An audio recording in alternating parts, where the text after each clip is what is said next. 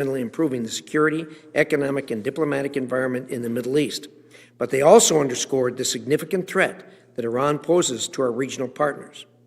I would hope future negotiations with Iran would include extensive consultations with not just Congress, but also Israel and our Gulf partners. And given its significant implications, any new deal should also be submitted as a treaty for Senate ratifications. I understand that that's a controversial issue, but if we're going to have the support of the United States, it can't just be one branch of government. It needs to be all branches of government. I hope that the Biden administration will adhere to these conditions before and during any engagement with Iran, and I sincerely appreciate, Mr. Blinken, your offer that prior to beginning or ending all of these negotiations, there will be significant consultation with this committee. I greatly appreciate that. Another area of serious concern with the new administration, obviously, is China, which I believe will be our greatest foreign policy challenge of this century. On a personal note, I want to thank you, Mr. Blinken, for having read the report, the 143-page report that I published just recently, and I also appreciate the kind words that you had for the conclusions and suggestions in that report. China is a strategic and global competitor of the United States, and the Chinese Communist Party routinely engages in economic coercion, military aggression, human rights abuses, and influence operations. Its policies deliberately damage U.S. interests and values. In the face of the Chinese Communist Party's dangerous goals, the United States must maintain a strong competitive stance. Rising to this challenge is now a sprint and a marathon that will require sustained political will, expanded cooperation with allies and partners, and properly aligned resources and personnel. Last year, I introduced the Strategic Act, the first comprehensive legislative proposal to compete with China effectively. This bill was written with Democratic senators' input and other Democrat organizations around this city who are in the think tank business, along with Republican think tanks. It should be noted that China is not a partisan issue. It is an American issue. I know Senator Menendez has strong concerns in this regard also, and I hope we will work together as we move forward with those challenges. I hope and expect that the Biden administration will pursue bipartisan cooperation on challenges posed by the Chinese Communist Party. One of those challenges is Taiwan. The PRC's obliteration of Hong Kong's autonomy last year makes the question of Taiwan's future all the more urgent and serious. China's military modernization and expansion has dramatically shifted the balance of power in the Indo-Pacific. This is eroding conventional deterrence, putting the U.S. military as well as Indo-Pacific allies and partners at risk. Taiwan is among the strategically consequential issues and should remain a key strategic priority. Finally, the COVID-19 pandemic has evolved into the largest, most destructive global health emergency in more than a century. More than 83 million people have been infected and 1.8 million people have died. Economies have been upended, schools and offices closed, and livelihoods destroyed. It will take years to recover from this global health catastrophe. There is a lot we still do not know about COVID-19, but two things are clear. Its global spread was accelerated by catastrophic failures at all levels of the existing global health security architecture. And unless we do something now, it will happen again. Last year, I introduced an effort to help the United States and our international partners get ahead of the next pandemic. I, along with my committee colleagues, pressed the WHO to launch an independent interim review of its response to the outbreak so we could figure out what worked, what didn't, and how to prepare for future outbreaks. The WHO ultimately followed our suggestion. If confirmed, I'm committed to working with you, Mr. Blinken, to advance reforms at the WHO that will help restore public confidence and enable it to more effectively respond to crisis in real time. I, along with Senator Murphy, Cardin, and Portman, also introduced bipartisan legislation to strengthen the ability of the United States and our international partners to detect, prevent, and respond to outbreaks before they become pandemics. I'm well aware that Senator Menendez also has a strong interest in this area, and I look forward to working with him and with the committee as we move legislation forward. This bill, the Global Health Security and Diplomacy Act, provides much-needed leadership and direction for U.S. global health security efforts overseas and incentivizes greater leadership and investment by others. I'm also eager to work with you Mr. Blinken, if confirmed, to further redefine and enact this important legislation. Over the last 5 years, the world has seen dramatic change, and it is imperative policies are updated to reflect these new realities. I look forward to hearing your thoughts on these important issues, and I thank you for being here today, and I thank you and your family for the willingness to take on the sacrifice to serve in this important position. With that, Senator Menendez, the floor is yours. Well, thank you, Mr. Chairman. Let me first of all start off by saying I appreciate your efforts to work with me to get this hearing up today, to expedite the consideration of one of the most important national security positions in our government, the Secretary of State. So thank you. You're welcome. And I think all of us have a very strong interest in seeing that the President has in place as rapidly as possible his national security team. Thank you for that. I'll say amen to that, and I appreciate this, and also hopefully, if everything works out well, the expeditious consideration at a committee meeting to vote out the nominee. And let me just say one remark. I'll save my remarks about our future work together as a committee when the gavel changes, but as someone who has met your lovely wife, you are an incredibly fortunate man to have had over a half a century with her as a partner. So no one knows better than I. So congratulations to you on such a great long time together. She's just an incredibly charming person. Mr. Blinken, congratulations on your nomination. You're superbly qualified and prepared to be our next Secretary of State. And you have impressed us all over the years with your intellect, your dedication, and your humanity, including during your successful tenure as Deputy Secretary of State, Deputy National Security Advisor, and as Staff Director of this committee.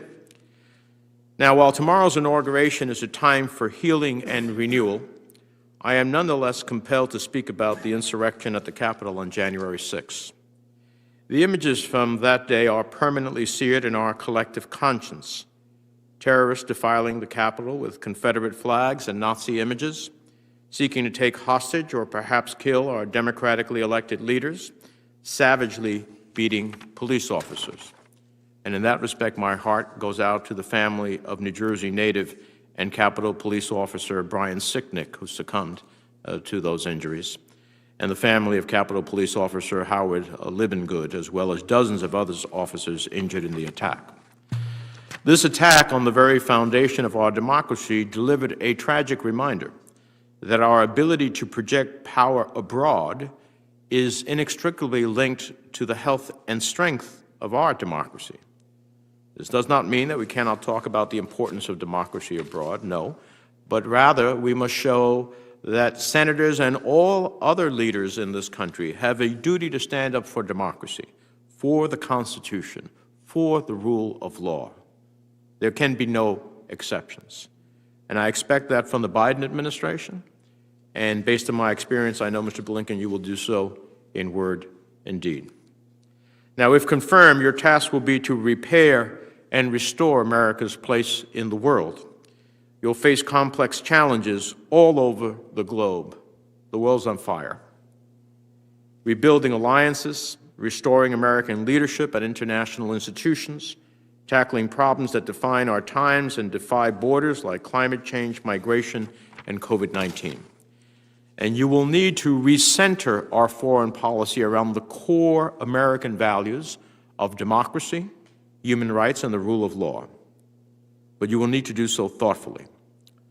Over the past year, the world has watched the United States completely falter on a national response to COVID-19, continue its overdue reckoning with systemic racism, and struggle with the President's obsession with thwarting the peaceful transfer of power, pushing disinformation, and attacking a free press. As we work to advance American interests around the globe and seek to create a more democratic, prosperous, and secure world, we have to redouble our efforts at home to secure a more perfect union for all Americans. Now, as you're likely aware, North Korea, Russia, Turkey require some immediate attention. Over the past 4 years, North Korea's nuclear and missile programs have continued to grow unchecked. In other words, the United States and our allies are more at risk now than after 4 years of President Trump than when he took office. A revanchist Russia continues to threaten the United States and our allies, including through the recent SolarWinds cyber attack, the spread of disinformation, and efforts to silence and murder political opposition. And Turkey continues to be destabilizing by supporting Azerbaijan's aggression in Nagorno-Karabakh and through its own aggressive behavior in the Eastern Mediterranean against our democratic allies, Greece and Cyprus. From a broader regional perspective, one of your most important challenges will be to forge a coherent strategy for the Indo-Pacific, one led by our values, centered on our allies and partners, and implemented with consistency. As you know, I believe that while the Trump administration got some of the questions about the region right, they came up with the wrong answers. At a time when we should have been strengthening our alliances, building new partnerships, empowering a multilateral architecture, expanding commercial ties, and ensuring the vitality of democracy and the rule of law, the Trump administration, in almost every case, did the exact opposite. And after 4 years of the Trump administration, we are in a worse position to effectively compete with China than before. So I'm interested in hearing more about what your top priorities will be if confirmed in approaching the Indo-Pacific region and how our China policy nests within this larger framework. We also have a number of ongoing challenges in the Middle East, perhaps none so pressing as Iran. As you know, I was not a proponent of the JCPOA, but I also believe the Trump administration's decision to withdraw without a serious strategy involving our allies would ultimately leave us less safe and Iran emboldened. Unfortunately, Iran's continuing aggression across the Middle East and its recent nuclear activity that has dramatically advanced its capabilities has vindicated that prediction. Now, I understand the Biden administration is interested in returning to a diplomatic path, which I support, but I fear returning to the JCPOA without concrete efforts to address Iran's other dangerous and destabilizing activity would be insufficient. I believe there's bipartisan support to find a comprehensive diplomatic approach with Iran that includes working closely with our European and regional partners if we take those other issues into consideration. Closer to home, political crises in Latin America have caused human rights and humanitarian disasters on an unprecedented scale. Simply put, addressing rampant crime, weak governance, corruption, climate-related displacement in the Northern Triangle must be a top priority for the country and deeply impacts the security and economic well-being of Americans. Further south, I'm encouraged by the Biden administration's plans to renew our commitment to the multilateral efforts we must lead in order to improve the effectiveness of international sanctions and humanitarian aid as we pursue a diplomatic solution to the Venezuelan crisis. Maduro's campaign of crimes against humanity and attacks against interim President Juan Guaido and democratic civil society, which I hope the administration will recognize interim President Guaido, all have serious implications for U.S. national security and regional stability. Mr. Blinken, I also hope you'll support Ambassador Bill Richardson's efforts to free the six Americans who have been unjustly detained in Venezuela. I'm confident that if confirmed, you'll do everything you can to repair and restore American leadership abroad. Foundational to that effort will be rebuilding and reinvigorating the State Department itself. As you well know, our career foreign and civil servants are incredibly talented and dedicated. Over the past few years, however, they have been treated with disdain, smeared, and forced out of public service. There has been a stunning loss of expertise, steep declines in morale, little accountability for those at the top, and the State Department still has not achieved a workforce that comes close to reflecting the diversity of our country. This state of affairs has impacted relationships across the globe, the Department's ability to engage in the interagency process and in its relationship with Congress. So the challenges you'll be facing are immense, but I have confidence in your experience and expertise. I look forward to hearing your testimony. And upon confirmation, I look forward to working with you to restore America's place in the world and to repair and rebuild our relationships and our institutions. Thank you, Mr. Chairman. Thank you, Senator Menendez. Ms. Blinken, after our conversations earlier today and after hearing our opening statements, Senator Menendez's input in that regard, as you can see, there isn't a whole lot of daylight between us on most of these issues. Certainly, almost none whatsoever when it comes to objectives. Strategy and how to get there is obviously something that needs to be negotiated and all of our best heads put together to try to get to that position. So we're interested in hearing that. Obviously, as Senator Menendez said, Iran is at the top of the list. China and Russia are right behind that. We have serious problems in Turkey. North Korea is on the list, and there's lots and lots of challenges. But we will do better if we all pull the wagon together, and I think we're headed in that direction right now. So with that, again, thank you for your willingness to serve, and the floor is yours. Mr. Chairman, thank you very much. And to you, to Ranking Member Menendez, to all the members of this committee, thank you for the opportunity to be here today, and I greatly appreciate everything you've done to make this hearing possible in this time. And I want to thank Senator Durbin in absentia for his very kind introduction. It is truly the honor of a lifetime to appear before this committee as President-elect Biden's nominee to be Secretary of State. And it's an honor that carries special significance for me for two reasons.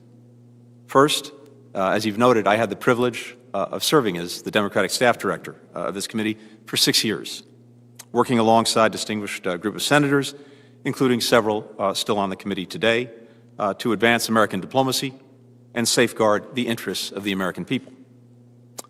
That experience gave me an abiding respect for this committee, for its finest bipartisan traditions, for the caliber of its members and staff, for the essential work it does to strengthen U.S. leadership around the world. If I have the honor of being confirmed, those lessons that I learned in my years with this committee will guide my approach to our work together. The second point of significance for me is a little bit more personal. In addition to my own confirmation as Deputy Secretary of State, this committee confirmed my wife, Evan Ryan, who is here with me today, as Assistant Secretary of State for Educational and Cultural Affairs. Confirmed my uncle, Alan Blinken, as Ambassador to Belgium, and confirmed my father, Donald Blinken, as Ambassador to Hungary. I hope I don't break the streak today. My family, especially my wife and our children, John and Lila, is my greatest blessing. Our tradition of public service is a source of tremendous pride. I view that tradition as something of a sacred duty, payment on the debt that our family owes to the nation that gave so many of my relatives refuge and extraordinary opportunities across the generations. My grandfather, Maurice Blinken, found refuge in America after fleeing Russian pogroms. My father's wife, Vera Blinken, found refuge in America after fleeing the communist regime in Hungary. And my late stepfather, Samuel Pizar, found refuge in America after enduring the horrors of the Holocaust. Sam was the only survivor among his immediate family and school of 900 children in Białystok, Poland, after 4 years in the concentration camps. At the end of the war, he made a break from a death march into the Bavarian woods, and from his hideout, he heard the rumbling sound of a tank. And as he looked out, instead of seeing the dreaded Iron Cross, he saw a 5-pointed white star. And so he ran to the tank and got to it. The hatch opened. An African-American GI looked down at him. He fell to his knees and said the only 3 words that he knew in the English language that his mother had taught him before the war: God bless America. The GI lifted him into the tank, into freedom, into America. That's who we are. That's what we represent to the world, however imperfectly, and what we can still be when we're at our best. If I have the honor of serving as Secretary of State, that is the vision that I will pursue, a vision articulated often by President-elect Biden, doubtlessly informed by his time on this committee, when he said that the United States is a nation that leads not only by the example of our power, but by the power of our example. If confirmed, three priorities would guide my time as Secretary of State. First, I will work with you to reinvigorate the Department of State, investing in its greatest asset, the Foreign Service officers, the civil servants, the locally employed staff who animate American diplomacy. I know from firsthand experience their passion, their energy, their courage, often far from home, away from loved ones, sometimes in dangerous conditions, exacerbated now by the pandemic. They deserve our full support. If I'm confirmed as Secretary, they will have it. I'm committed to advancing our security and prosperity by building a diplomatic corps that fully represents America in all its talent and in all its diversity, recruiting, retaining, promoting officers with the skills to contend with 21st century challenges and who look like the country we represent, sparing no effort to ensure their safety and well-being, demanding accountability, starting with the Secretary of State, for building a more diverse, inclusive, and nonpartisan workforce. Second, working across government and with partners around the world, we will revitalize American diplomacy to deal with and take on the most pressing challenges of our time.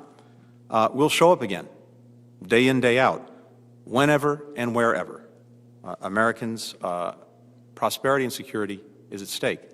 And we'll engage the world not as it was, but as it is, a world of rising nationalism, receding democracy, growing rivalry from China and Russia and other authoritarian states, mounting threats to a stable and open international system, and a technological revolution that is reshaping every aspect of our lives, especially in cyberspace. But for all that has changed, I believe some things remain constant. American leadership still matters. The reality is the world simply does not organize itself. When we're not engaged, when we're not leading, then one of two things is likely to happen. Either some other country tries to take our place, but not in a way that's likely to advance our interests and values, or, maybe just as bad, no one does, and then you have chaos. Either way, that does not serve the American people. I believe that humility and confidence should be the flip sides of America's leadership coin. Humility, because we have a great deal of work to do at home to enhance our standing abroad. And humility because most of the world's problems are not about us in the first instance, even as they affect us. And no single country acting alone, even one as powerful as the United States, can fully and effectively address these problems. But we'll also act with confidence, with the confidence that America at its best still has a greater ability than any country on earth to mobilize others for the common good.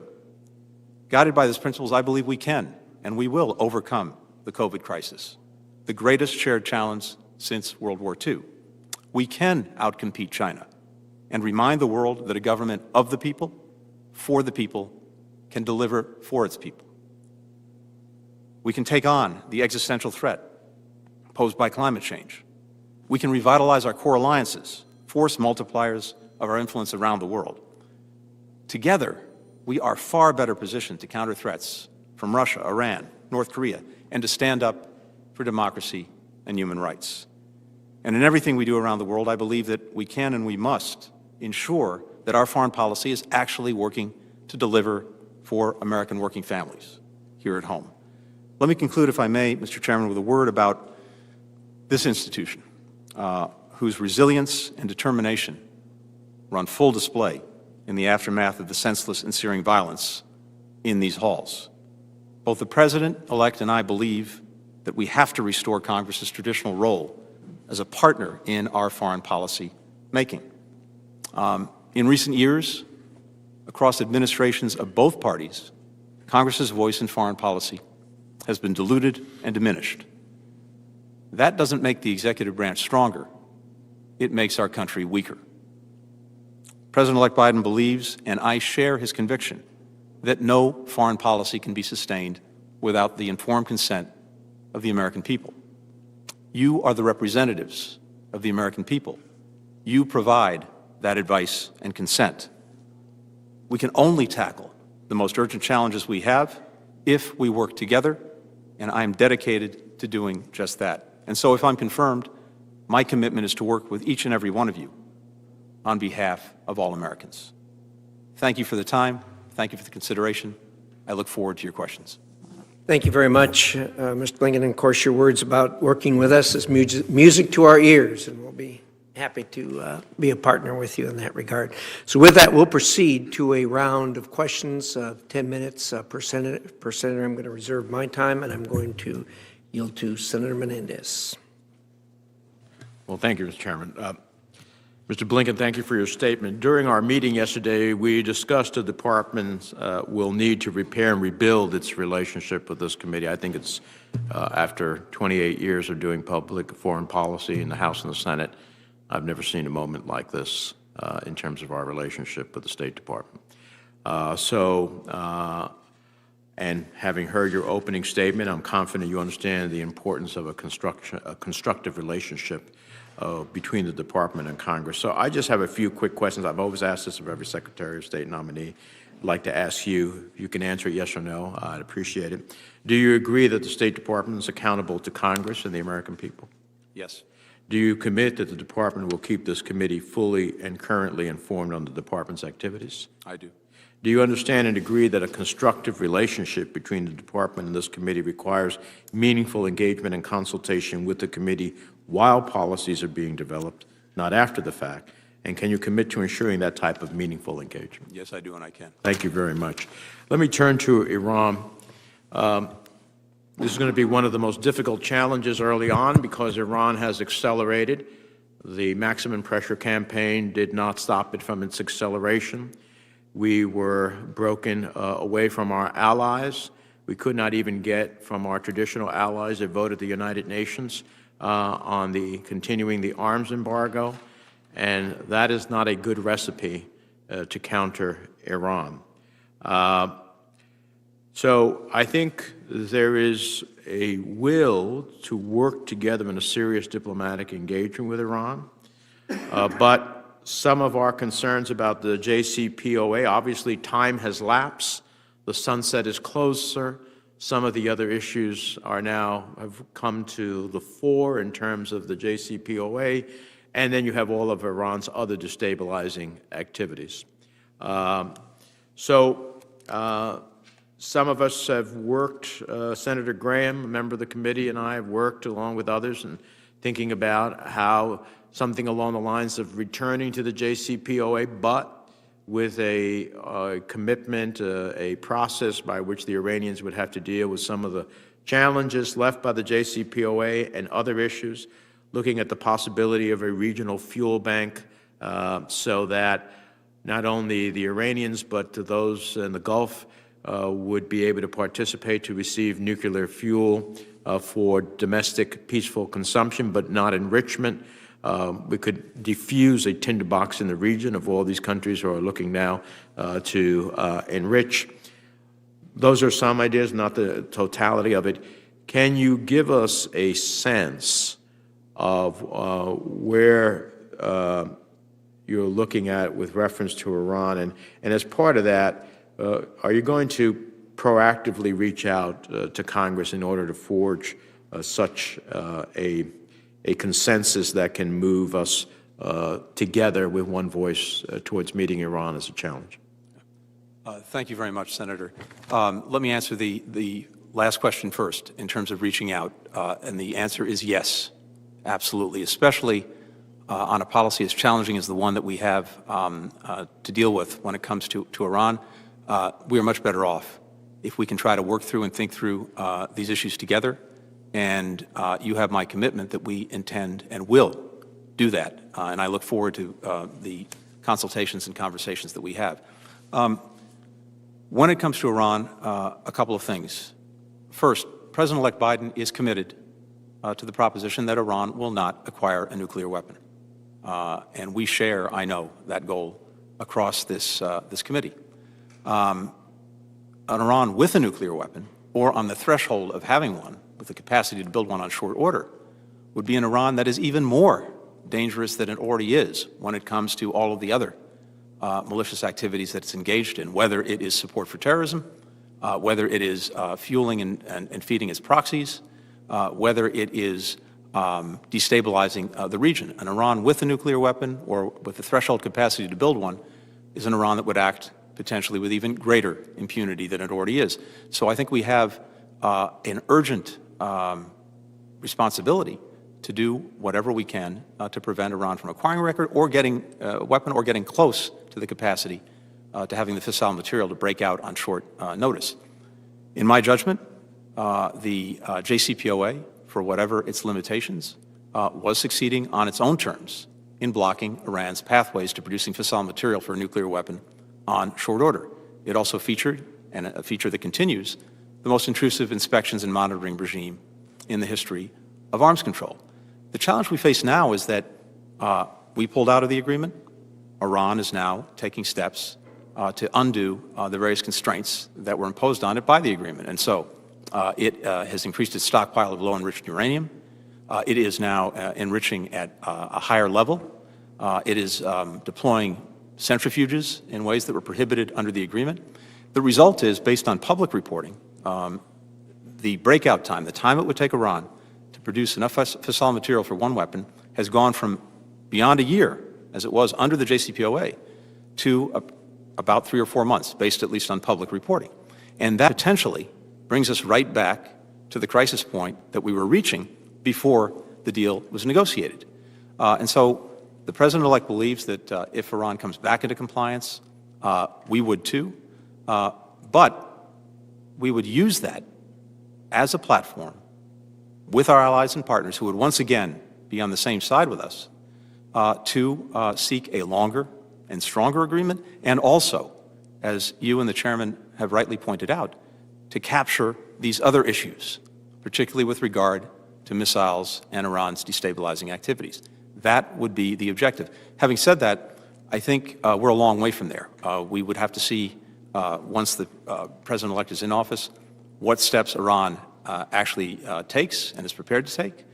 We would then have to evaluate whether they were actually making good if they say they're coming back into compliance with their obligations, and then we would take it from there. But in the first instance, and the last thing I'll say on this, sir, is that yes, we absolutely will consult with you, and not only with you, I think as the Chairman suggested, it's also vitally important that we engage on the takeoff, not the landing, with our allies and with our partners in the region, to include Israel and to include the Gulf countries. Thank you. Now, so I'm all for stronger and longer, and very much glad to hear that these other issues also the administration will look forward to engage and challenge Iran on. I think those are important. Let me turn to China. Many of us, certainly Senator Romney, since my first meeting with him when he came to the Senate, has made China one of the focal points, and he's right about the challenge that China poses. The chairman talked about his initiative. We, meaning Democrats, introduced a couple of months ago the America Leads Act, which brought all of the relevant committees, finance, on trade, commerce, on technology, armed services, just about everybody, in a comprehensive national strategy to deal with China, which deals with both investments here at home, because some of us believe we must not only confront China, we must compete with China to be successful. Diplomacy, alliances, security, values, and trade to create a truly competitive approach. And I believe this is one of the most significant national security challenges we will have, as well as economic challenges. Can you speak a little bit about, too, how do you see that? First of all, I've read and applaud the Leads Act, and I have also read the very good report that the chairman did on China, and applaud virtually everything that's in it.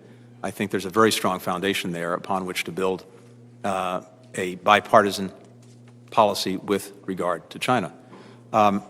As we look at China, there is no doubt that it poses the most significant challenge of any nation state to the United States in terms of our interests, the interests of the American people. There are, as I see it, rising adversarial aspects to the relationship, certainly competitive ones, and still some cooperative ones when it is in our mutual interest. I think as we're thinking about how to deal with China, and I think this is reflected in the work that the committee has done, we have to start by approaching China from a position of strength, not weakness. And the good news is our ability to do that is largely within our control. Position of strength when we are working with, not denigrating, our allies. That's a source of strength for us in dealing with China. A position of strength when we are engaged and leading in international institutions, not pulling back and ceding the terrain to China to write the rules, the norms, and animate those institutions. A position of strength when we stand up for our values, when human rights are being abused in Xinjiang, or when democracy is being trampled in Hong Kong. Our ability to make the investments in ourselves, as you pointed out, that is a source of strength. The investments as necessary in our military to make sure that we can deter any aggression. All of these things are fully within our control. And if we come together and do them, I think we can then deal with the specific challenges that China poses from that position of strength, not a position of weakness. Thank you.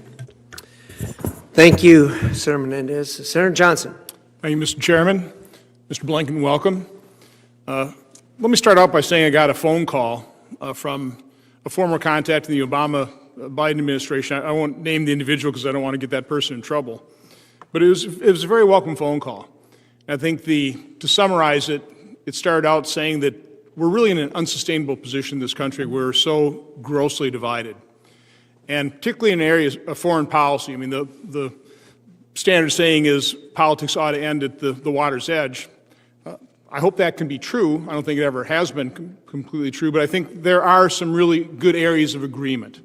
And so it's a very sincere attempt to reach out and say, let's try and focus on areas of agreement. And by the way, as a chairman and ranking member on the European Subcommittee, whether it's Nord Stream 2, the European Energy Security and Diversification Act with Senator Murphy, we found those areas of agreement. So I really want to focus on that because I think that's one of the ways we can try and narrow that divide, which I think is just completely unsustainable in this nation.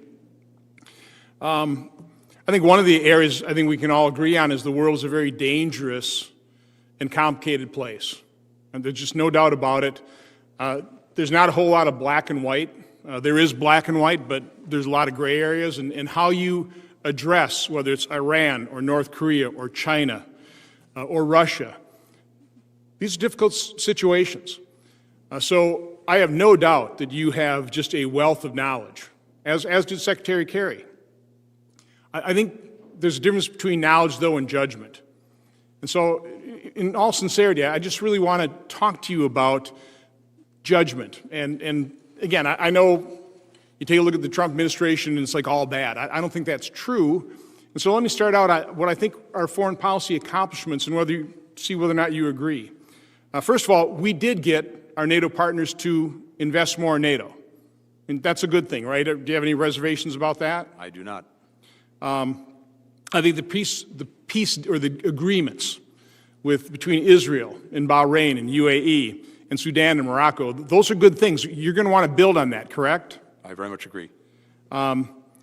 Just a quick aside, again, knowledge versus judgment, it's something that Secretary Kerry thought was not possible whatsoever. Again, that's a judgment call, I understand that. But it's been proven wrong, and I guess I'm kind of looking for an acknowledgement that maybe past judgments have been overtaken by new knowledge and as times have moved on.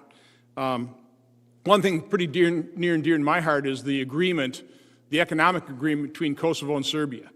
You know, Wes Mitchell sent me over to Serbia and Kosovo a number of times, and you know, I don't want to take blame for this, but the situation was not improving until Rick Grinnell got involved and came up with the idea, okay, a lot of these things they're not going to agree on, but what they can agree on is economic advancement. And so we got an agreement. That's a good thing, correct? I agree. What kind of troubles me about the past record of the Obama-Biden administration, again, dealing with difficult situations. But I just want to give you the opportunity to discuss whether you've had any second thoughts on, for example, what happened in Libya. That's where, and you talked about American leadership, that's where President Obama famously said, we're going to lead from behind. And, the world community kind of blew up Libya. That didn't turn out so well. We had Benghazi. Do you have any second thoughts in terms of what happened with Libya? I do. And let me, before I address that, Senator, I would like to say I believe that no party has a monopoly on good ideas.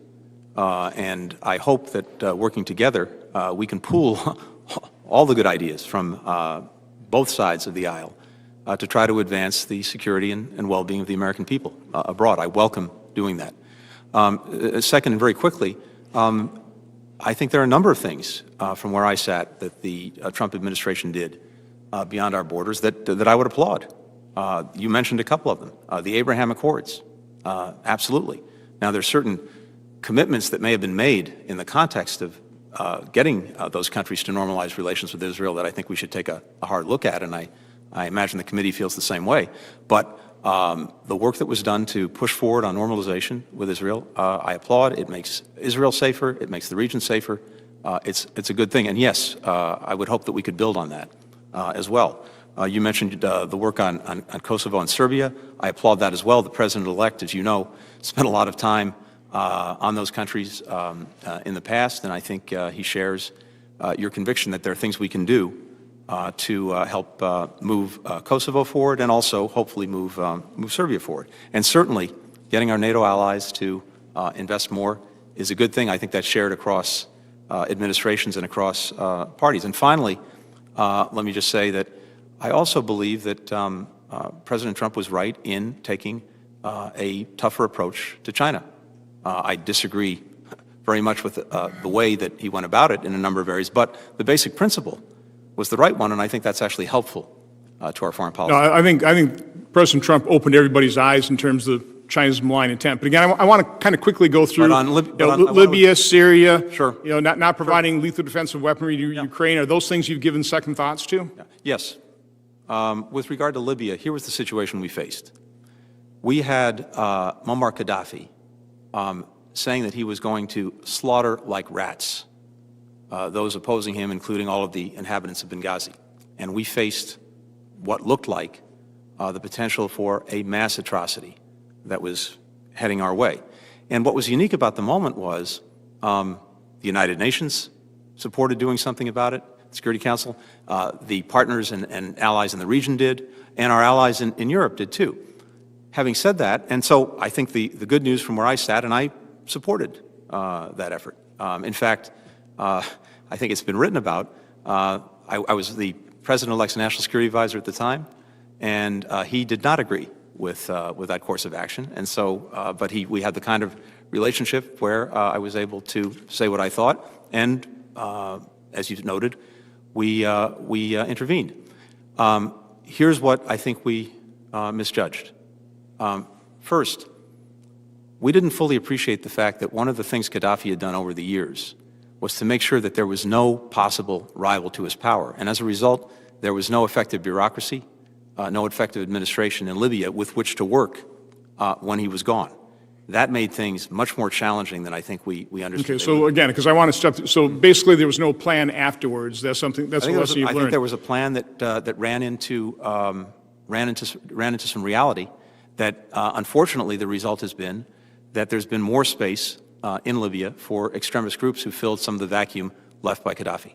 Okay, one of the things that Congress did unanimously is we approved $300 million of lethal defensive weaponry for Ukraine. The Obama administration never implemented. The Trump administration did. Do you still disagree with providing that lethal defensive weaponry, or do you think over time now that's been proven to be the correct decision by Congress and the Trump administration? Senator, I support providing that lethal defensive assistance to Ukraine. In fact, I had the opportunity to write exactly that in the New York Times about 3 years ago. One of the comments, and this is to prepare for this hearing, and I'm not going to enter this in the record, but my staff did provide me Senator McCain's 2014 floor speech, which I'm sure you've read. It was pretty, I know it well. pretty blistering. So one of the reasons I thought I'd kind of give you an opportunity to maybe respond, but The chairman also provided a list of questions, and one of the questions he asked was about Soleimani. I mean, is it a good thing that Soleimani is off the battlefield? And I was surprised because you remain adamant that it did not improve our national security. I mean, I would take the opposite side of that viewpoint. You want to try and explain that one? I mean, I think because he was a mastermind, because he was so effective, because he was responsible for hundreds of American lives lost, I don't see how you can agree that that enhances our national security. No one is shedding a tear for the demise of Qasem Soleimani. And certainly when I was last in office, I saw firsthand the blood that he had on his hands. So no one regrets the fact that he's no longer there. I think from where I sat, Senator, the question is not whether taking him out was the right thing to do. It was gaming out what might be the consequences and asking ourselves whether, on balance, we would be left safer or not in taking that action. Previous administrations, including the Bush administration and the Obama administration, concluded that we wouldn't be. And I think what we saw after his death, including attacks on our positions in Iraq that left dozens, if not hundreds, of Americans with brain injuries, the fact that our forward posts in Iraq that were there to prevent the reemergence of ISIL had to pull back because of concerns that Iranian-backed militia, after Soleimani's death, would attack them. The fact that we are talking about, apparently, closing our embassy in Baghdad, again, for fear of the actions of these militia, and the fact that we've seen Iran acting out in a whole variety of ways, because we're not the only actor in this drama. I think, on balance, that action actually left us less safe, not more safe. Well, he was in Baghdad for a reason, probably to plan further attacks, so we don't know what he might have done, but I appreciate your answer. Thank you, Mr. Chairman. Thank you. Let's move to Senator Cardin, I believe, is joining us online. Senator Cardin, are you there?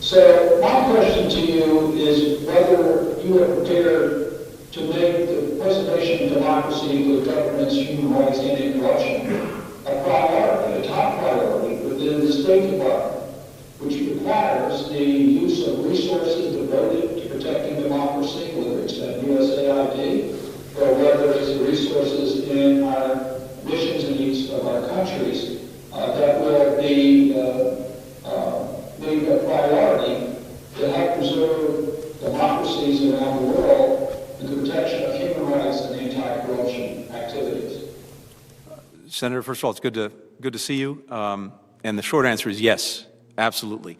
The President-elect's been very clear that our charge would be to put democracy and human rights back at the center of American foreign policy. And we intend to do just that. That is a question of resources. It's a question of focus. It's a question of commitment. Of course, a lot of this begins at home. Our ability to be a strong leader for and defender of democracy and human rights also depends to a large extent on the strength of our own democracy here at home. And as we've already discussed, we have some work to do on that account. You're absolutely right when you cite the backsliding we've seen. Freedom House has been tracking this, as many of you know, for decades. And of the 40 or so countries that were consistently ranked fully free in the 80s, 90s, and early 2000s, fully half of them have been backsliding on democratic metrics. And so this poses a real challenge.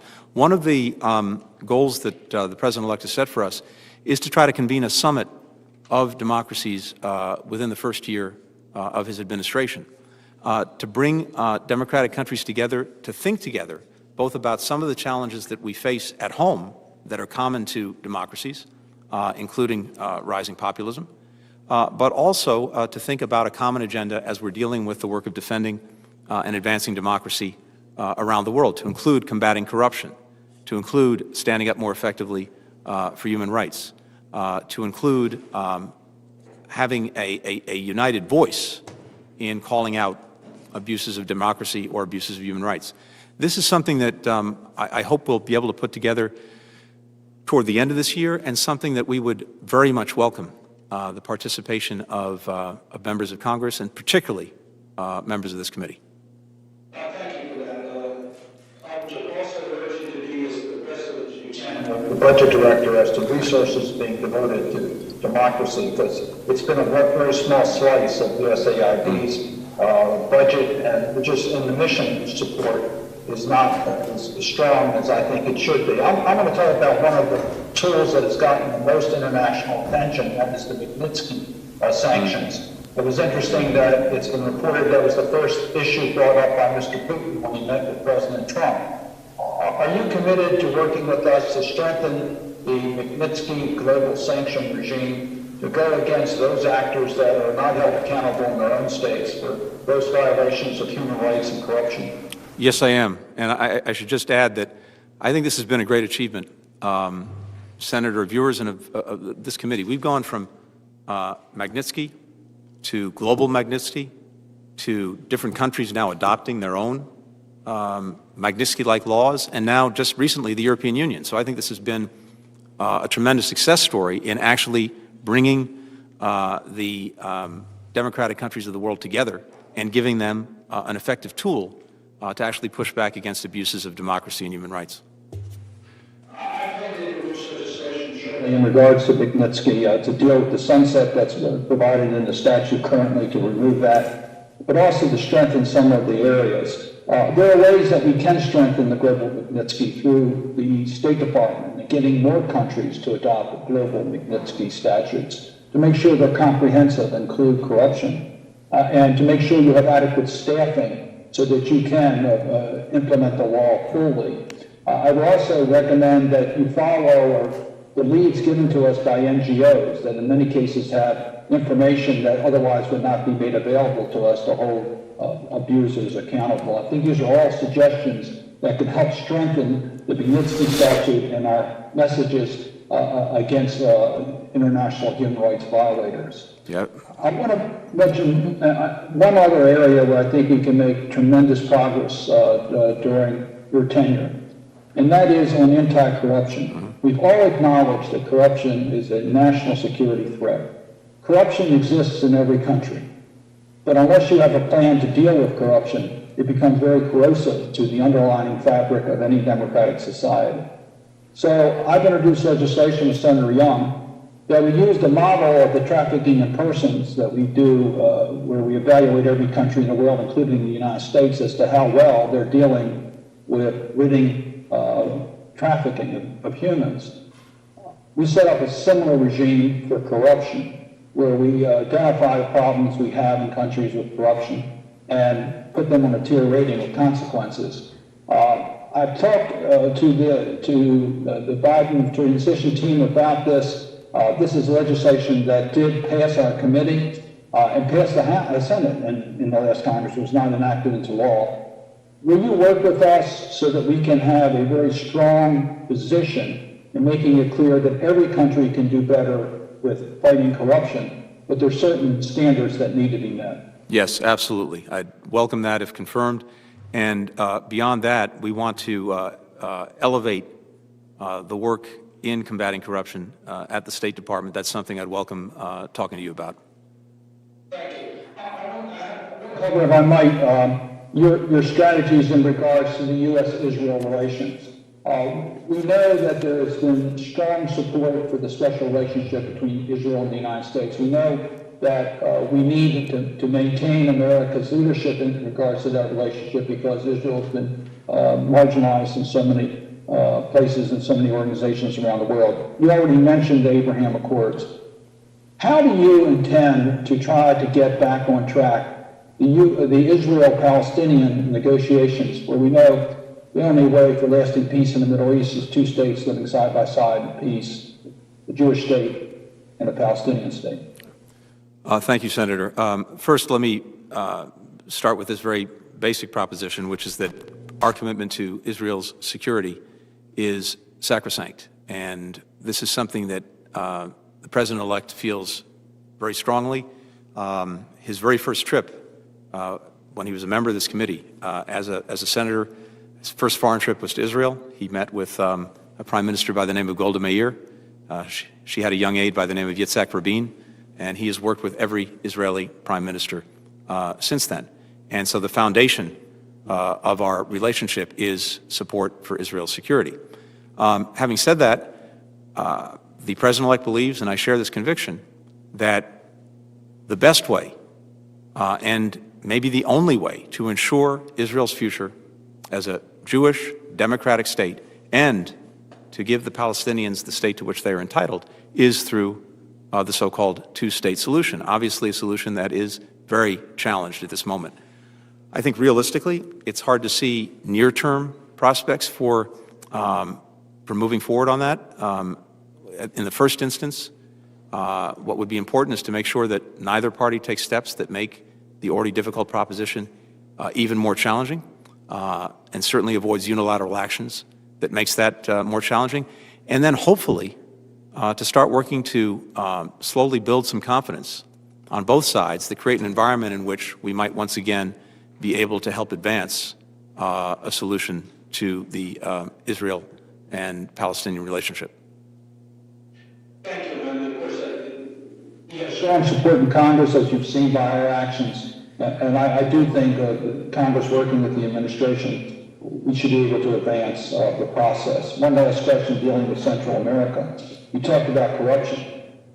Senator Biden, Vice President Biden, had a game plan to try to deal with the corruption in Central America in a way for good governance that provided opportunities that would help against the migration, people wanting to live because of fear of gangs, etc. Is there a game plan for how you're going to deal with Central America?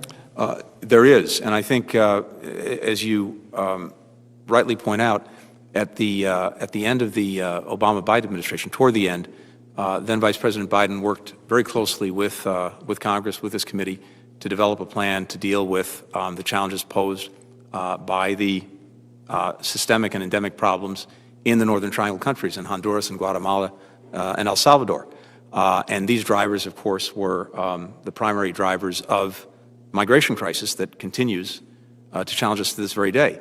So getting at some of the root causes that are causing people to make that incredibly difficult decision to pick up one day, leave everything they know behind, leave their families, their country, their culture, their language behind, because life is simply not tolerable in its present circumstance. If we don't help these countries address those causes, it's going to be very hard to get at the root of the problem. And so there was a bipartisan plan put forward that passed Congress with about $800 million to help countries in the Northern Triangle, but not simply throwing money at them, but tying the assistance we were providing to concrete reforms that they would take in the criminal justice system, in combating corruption, in creating greater economic opportunity, et cetera. And we began to see some, I think, progress in each of those countries as a result of this assistance and coordination. Unfortunately, that plan went into abeyance in the last few years, and we will come forward to talk to you about a renewed effort at a bigger scale that involves assistance for the Northern Triangle countries, but again, assistance tied to concrete, demonstrable reforms. Thank you very much. I appreciate it. And again, thank you for your service. Thank you, Mr. Chairman. Thank you, Senator Cardin. Senator Romney. Thank you, Mr. Chairman. I'd like to be associated also with the comments you made at the opening of this session, also the comments of Ranking Member Menendez, as well as the questions which he asked. And I'd like to indicate my concurrence also with the comments made by Mr. Blinken as he began. A number of things stood out. One was his conviction, which I share, that we be involved in the world, because the world is a safer place if we are involved in the world. And I think something we sometimes lose in our discussion of this involvement is that doesn't mean necessarily military engagement in the world. It means promoting our values, our economic interests, and so forth. And we're involved in the world because it is good for America. Not just good for the world, but it's good for us and for the people of America. And I applaud that recognition.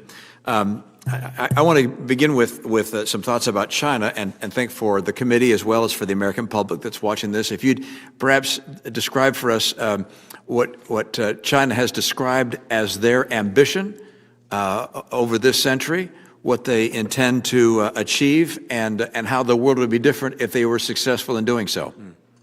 Thank you very much, Senator.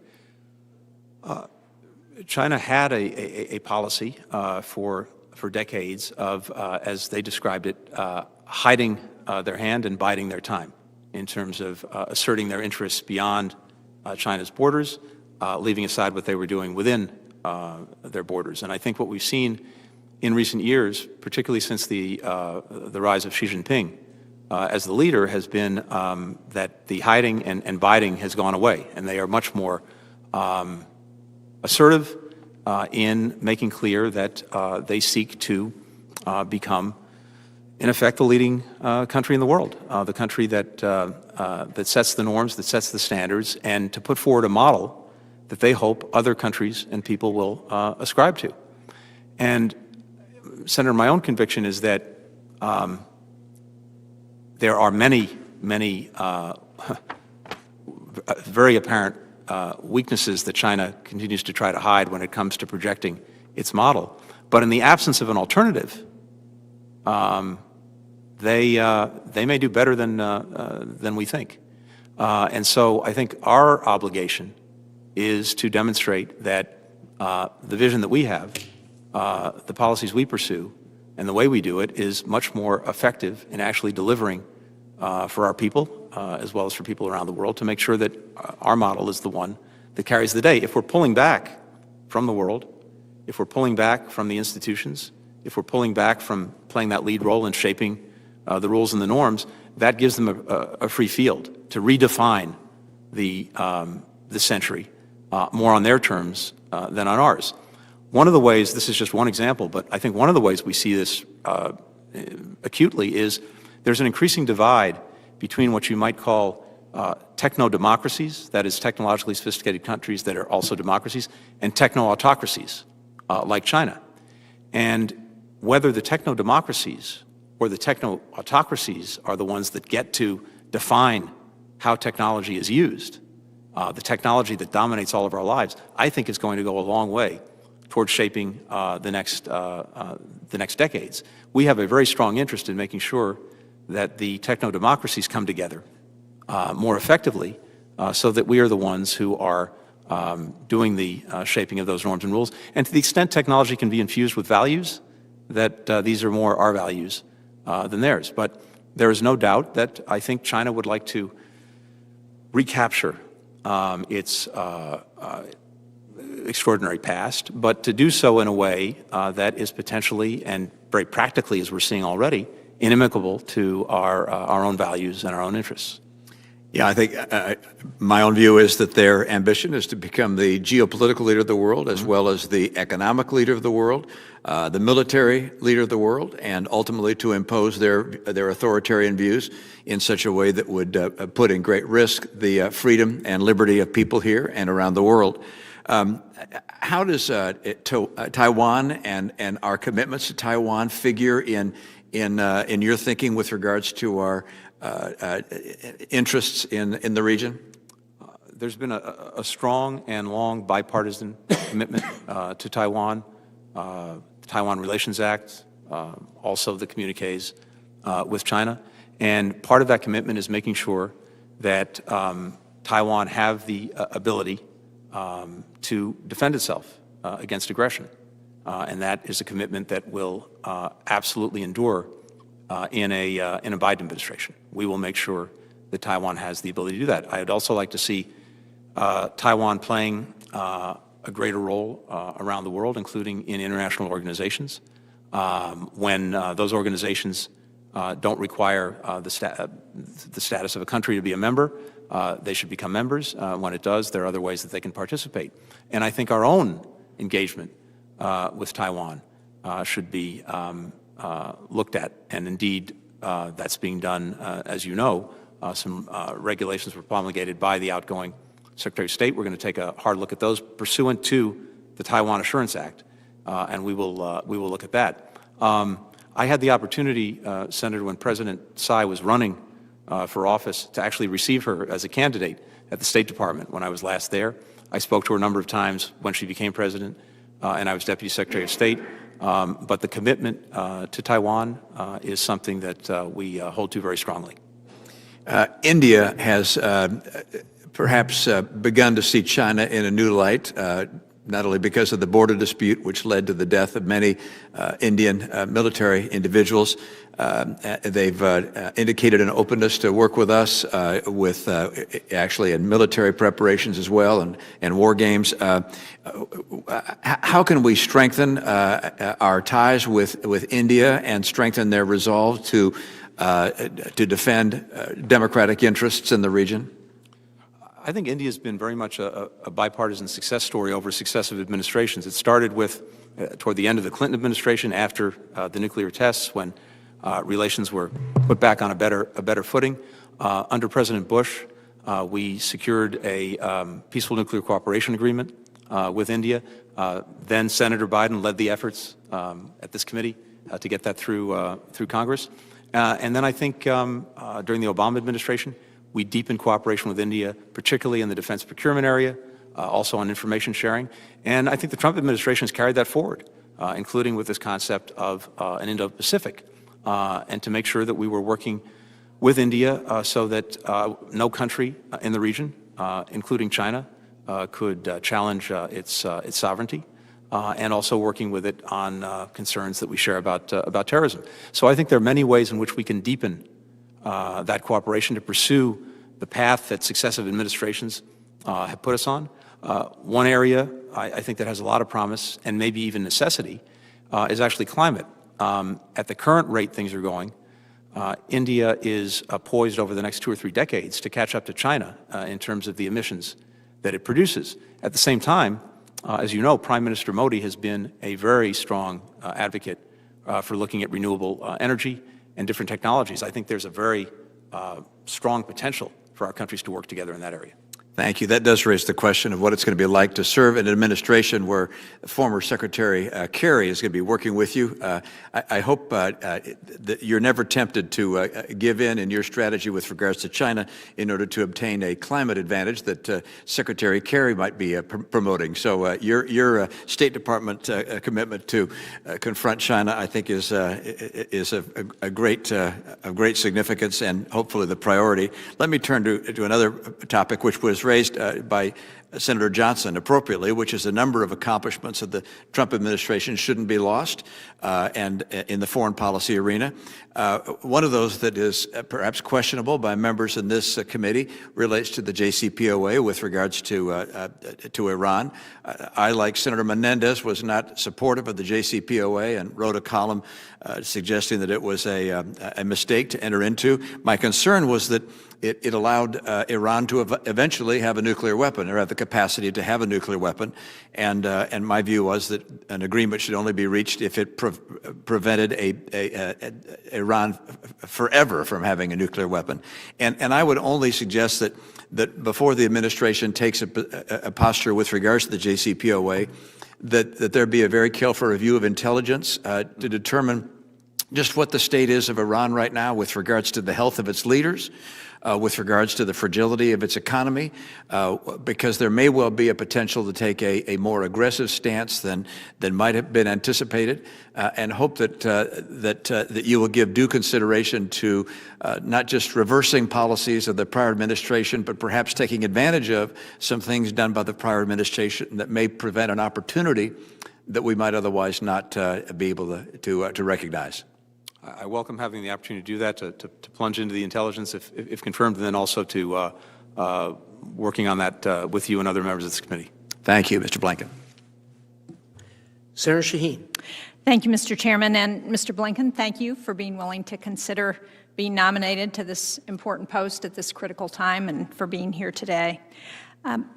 One of the things we've heard in the last few days is the President-elect Biden's interest in resuming the United States' position in a number of international alliances, from everything from the Paris Climate Accords to the WHO. But clearly it's going to take more than that to rebuild our relationships around the world. So what else do we need to do, and what are you thinking about as, if you're confirmed, that you think is going to be important to restoring those relationships?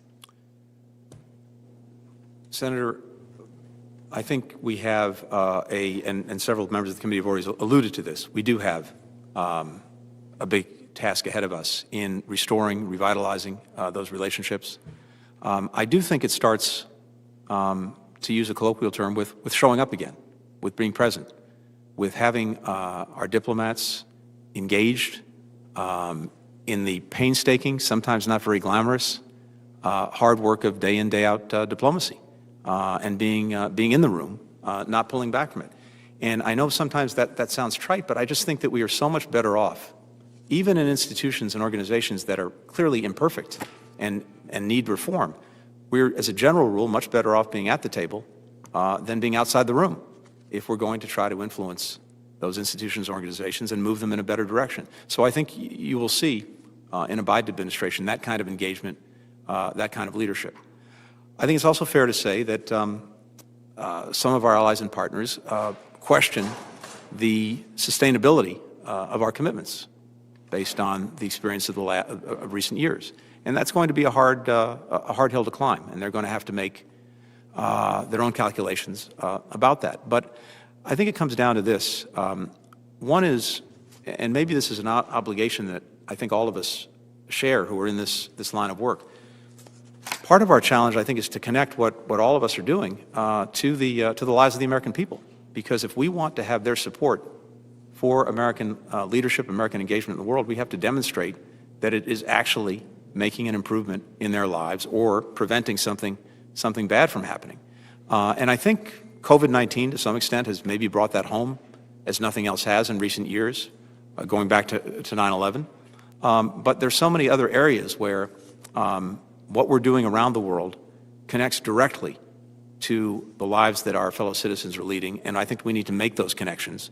That'll give us a stronger foundation upon which to build an engaged foreign policy, and in turn one that's, I think, sustainable and that our partners and allies recognize as such. Last word on this. I think one of the things that we all have in common with our democratic partners and allies is the recognition that most of the challenges we face, as I mentioned earlier, simply can't be addressed effectively by any one country acting alone, even the United States.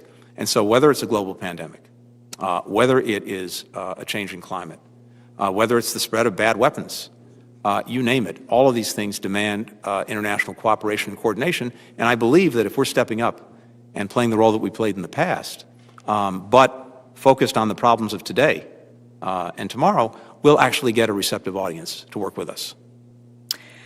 Well, I certainly agree with that and agree with the importance of robust diplomatic efforts. And given the discussion about China this afternoon, it seems to me that we ought to look at what China is doing in terms of their increase in investments in diplomacy. They're opening consulates around the world. They're focused on economic assistance for other countries because right now they're eating our lunch, and we better do better if we're going to be able to continue to compete.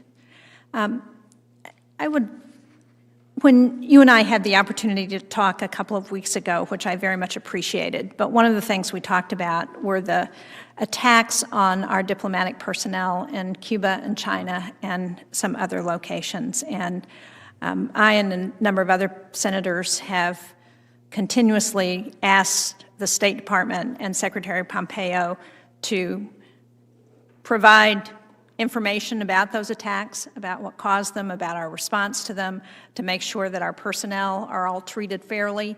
And we were able to get some language into the defense bill that passed this year to do that. But we still have not seen all of the information that's available. Will you commit to being transparent with us about what's going on with those attacks and getting to the bottom of who's responsible and sharing that information with Congress and with the public where it's appropriate? Yes, absolutely. And Senator, if I can just say first that your leadership on this issue, that of Senator Rubio, I know has been deeply appreciated within the department.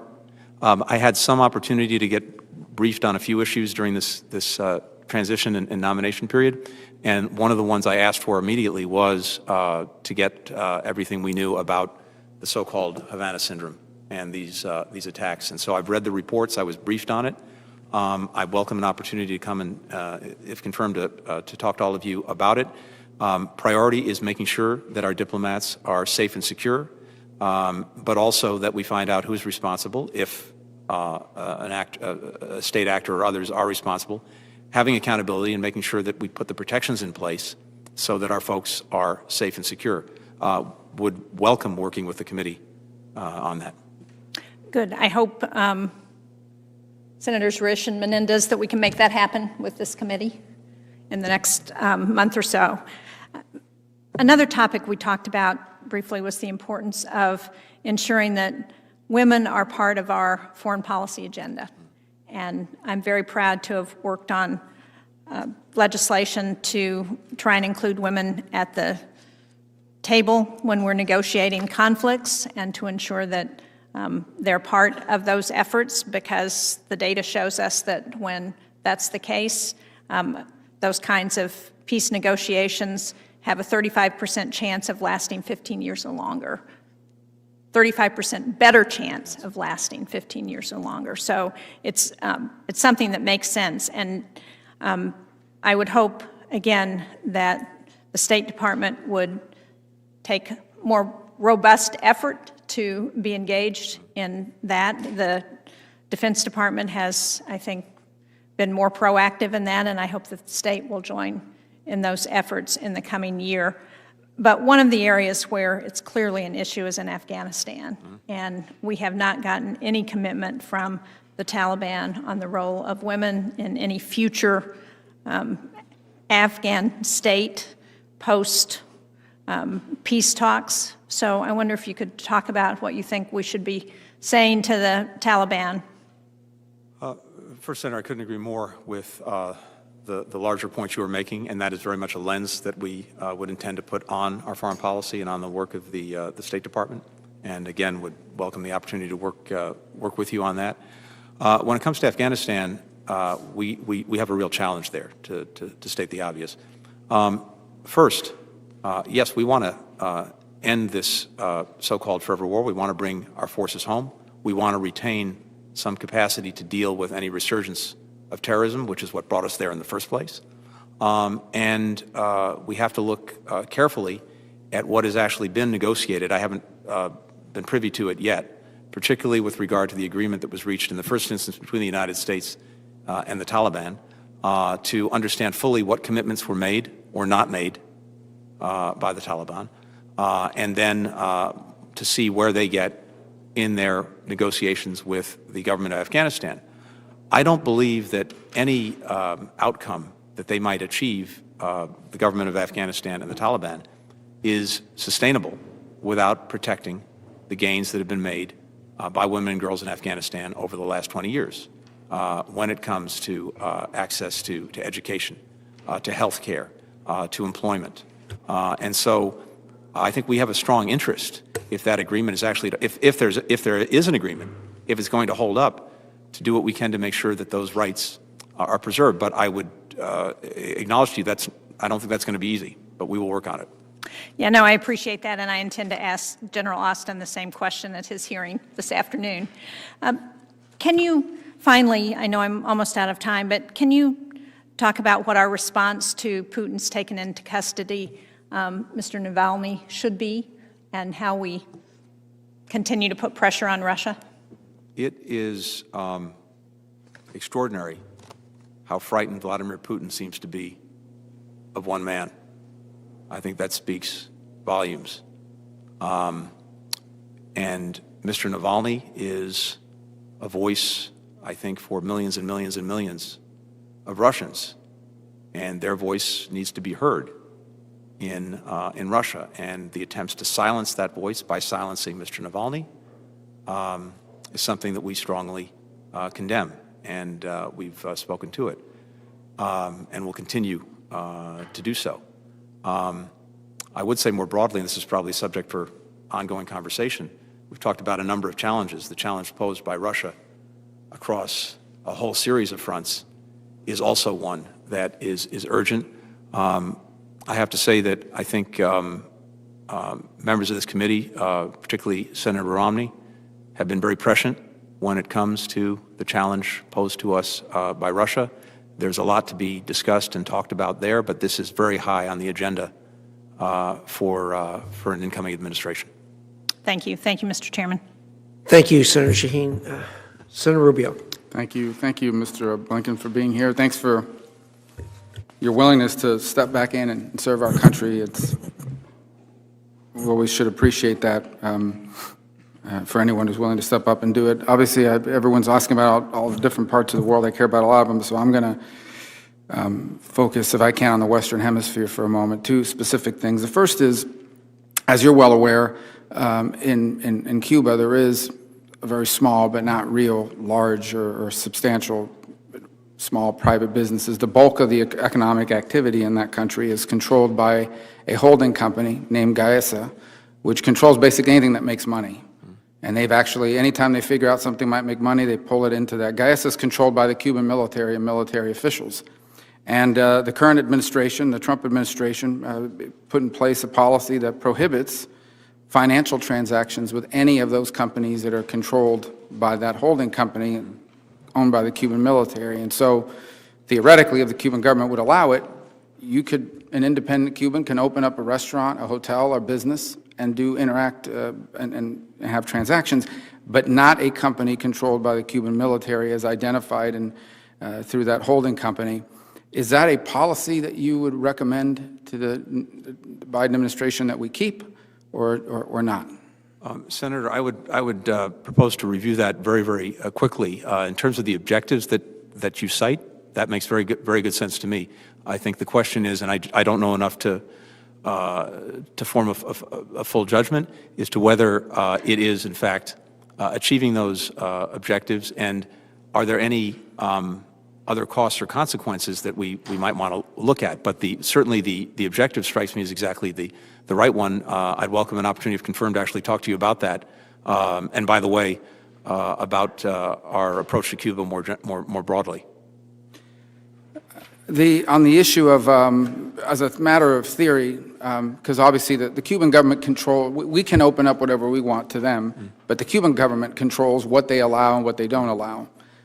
So as an example, if an individual Cuban decided to borrow money from a relative in the United States and open up a business, they could do so under existing law, potentially, depending on how the transaction was structured, but the Cuban government wouldn't allow it. In fact, they've cracked down on that.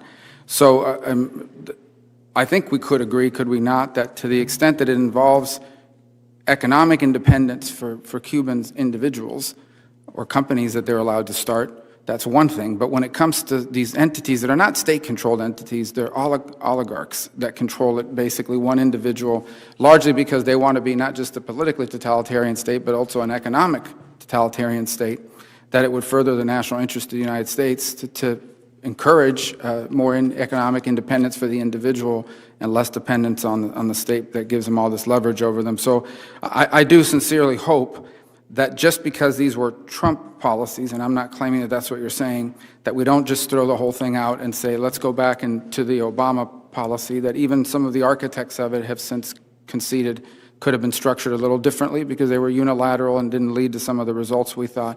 I do think as you carefully review many of the steps that have been taken, there is a logic and a rationale behind each of them that I hope that will be taken into account. I think it serves our national interest to do so. On Venezuela, I'm sure you're well aware that Maduro has repeatedly, over the course of the last 5 to 7 years, utilized negotiations as a delay tactic.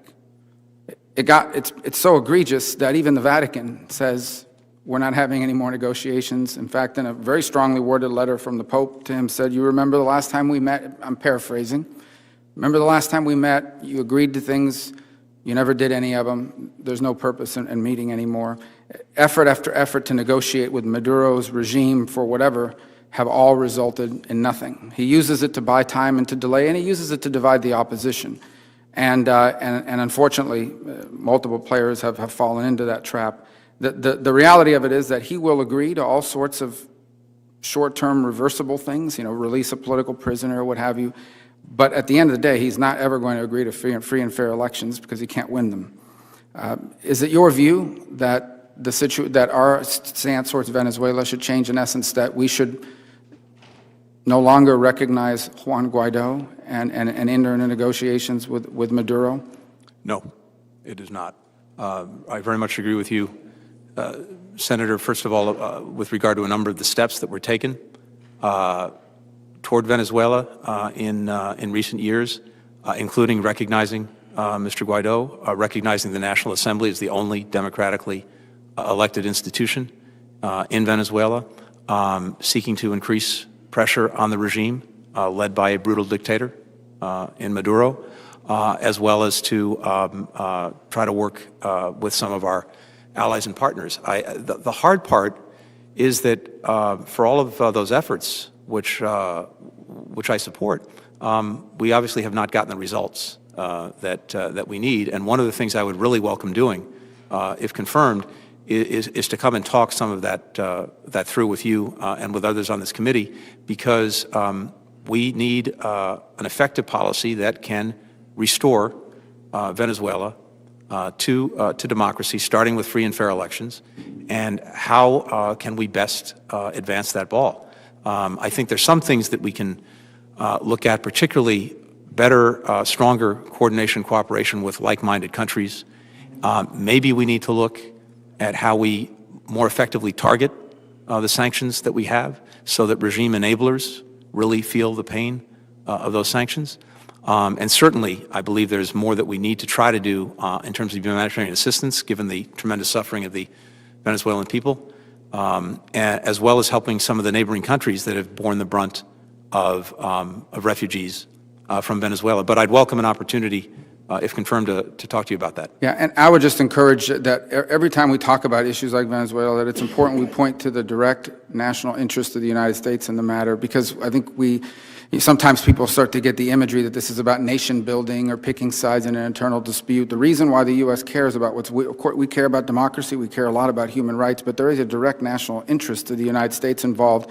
You have a regime that openly houses and gives safe harbor to multiple terrorist organizations like the FARC and the ELN that traffic drugs, that in turn threaten to destabilize and even potentially topple at some point or seriously threaten the government of Colombia, which would be a massive blow to regional stability and ultimately impacts us as well. It's already having a migratory pressure on this country, but on countries in the region, in Peru and Brazil and Colombia, which ultimately also impacts us. They have very friendly relations, military and otherwise, with the Russians, and increased evidence of Iranian interest and activity, including the sale of oil or gasoline in exchange for gold that they're stealing from their reserve. So I just encourage you to constantly point to the fact that this is not just a do-gooder effort here. There is a direct national security interest of the United States involved in what happens there.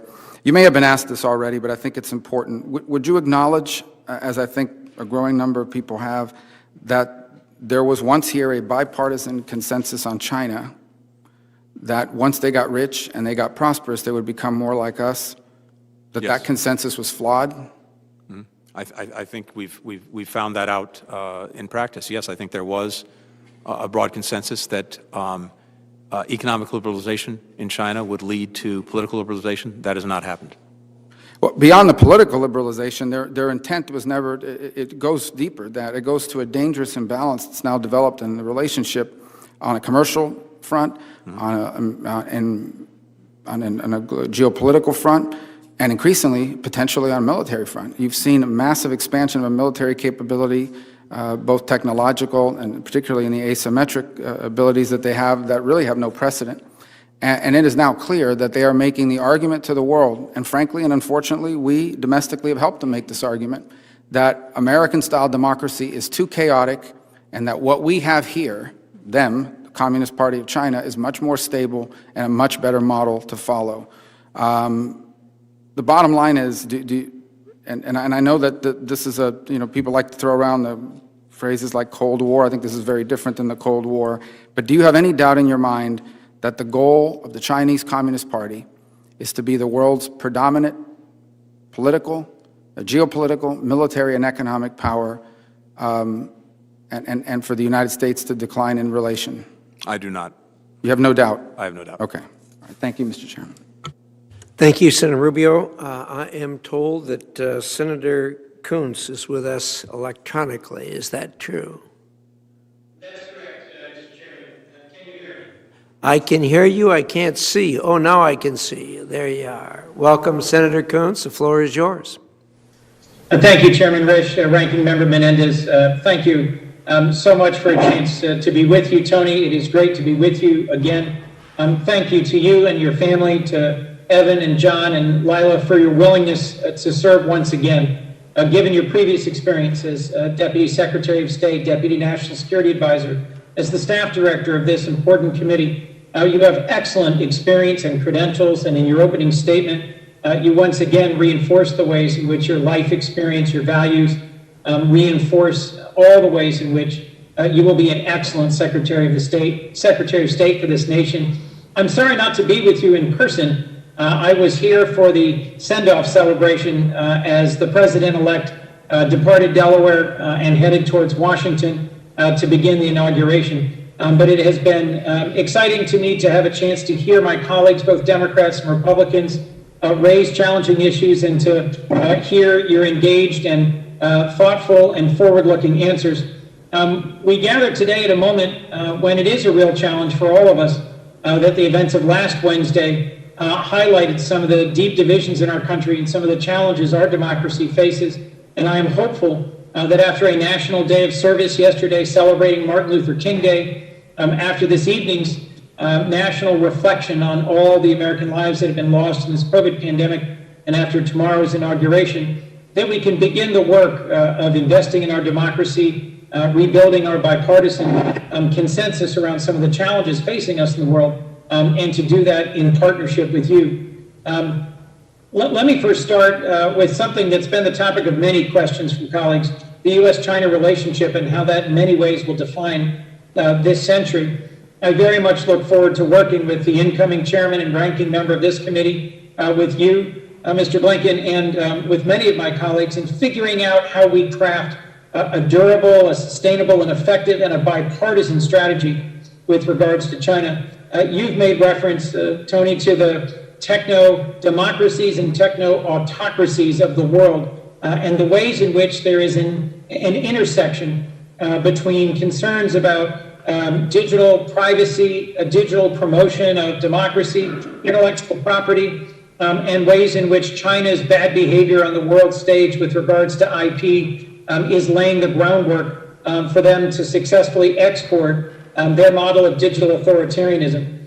Do you think in confronting China's digital authoritarianism, we should make that a part of the agenda of our convening a global group of digital democracy, something like the D10 that Prime Minister Boris Johnson has proposed?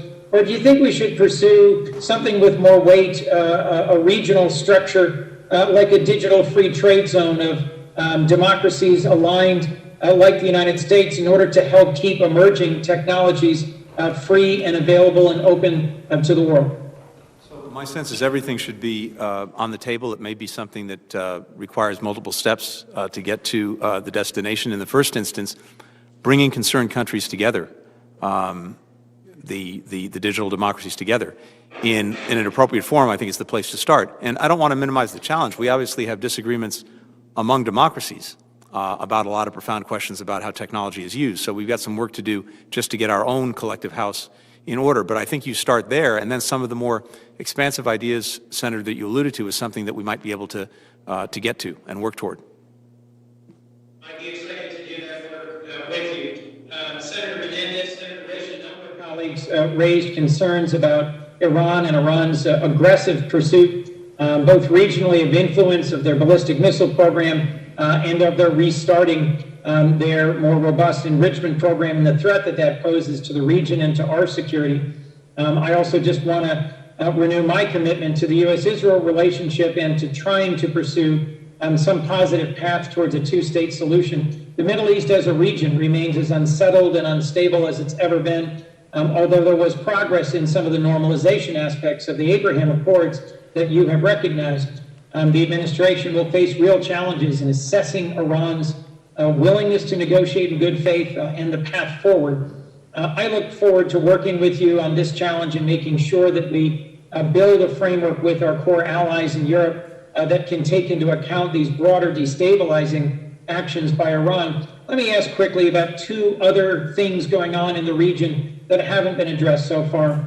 Recently, outgoing Secretary Pompeo designated the Houthi movement in Yemen as a foreign terrorist organization.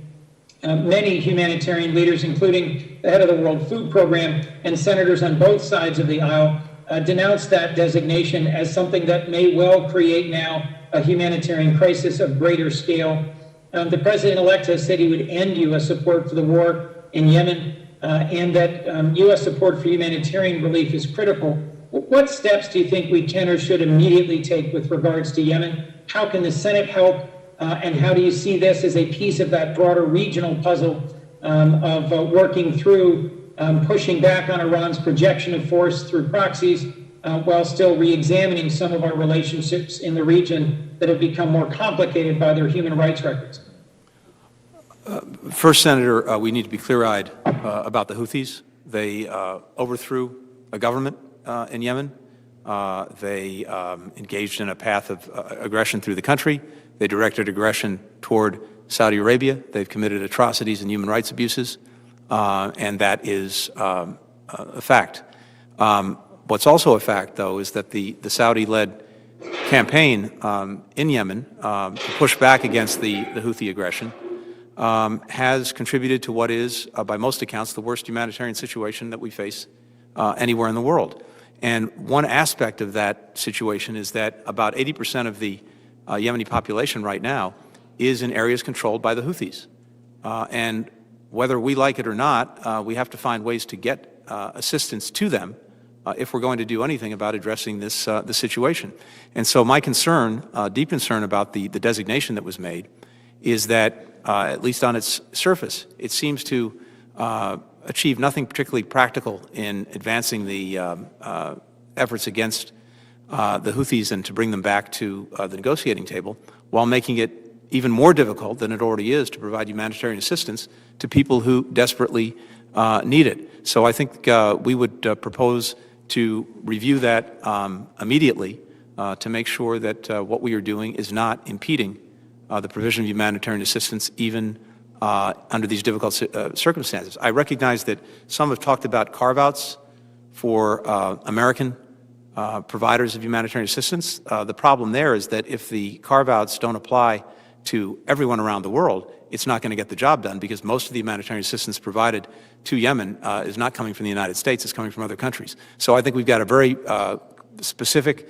and concrete problem that we need to address very quickly if we're going to make sure we're doing everything we can to alleviate the suffering of people in Yemen. Thank you for that answer. I need to move forward given the limitations of time.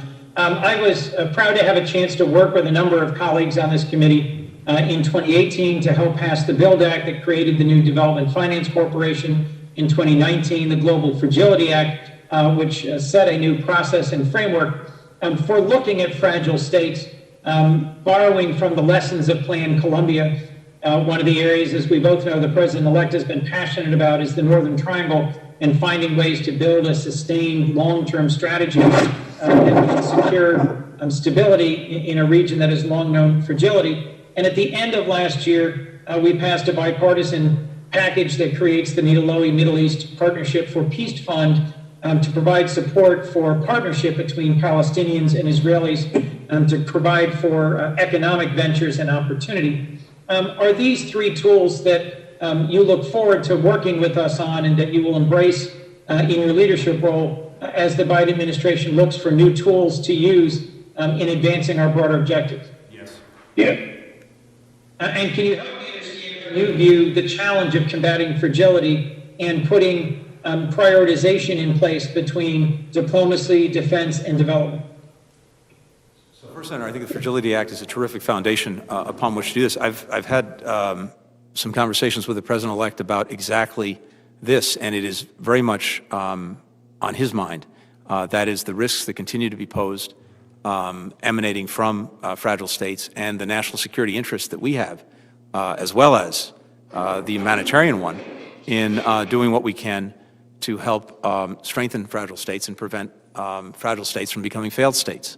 And I think you put in place a very good foundation for thinking about that. And of course, part of this is making sure that our development programs are fully and thoroughly integrated into our foreign policy, making sure that they are delivering and effective, because we are conscious that we're using the taxpayers' money in advancing them, but also making sure that we put these front and center, that they are not an afterthought, they're actually the first thought, along with our diplomacy, in our foreign policy.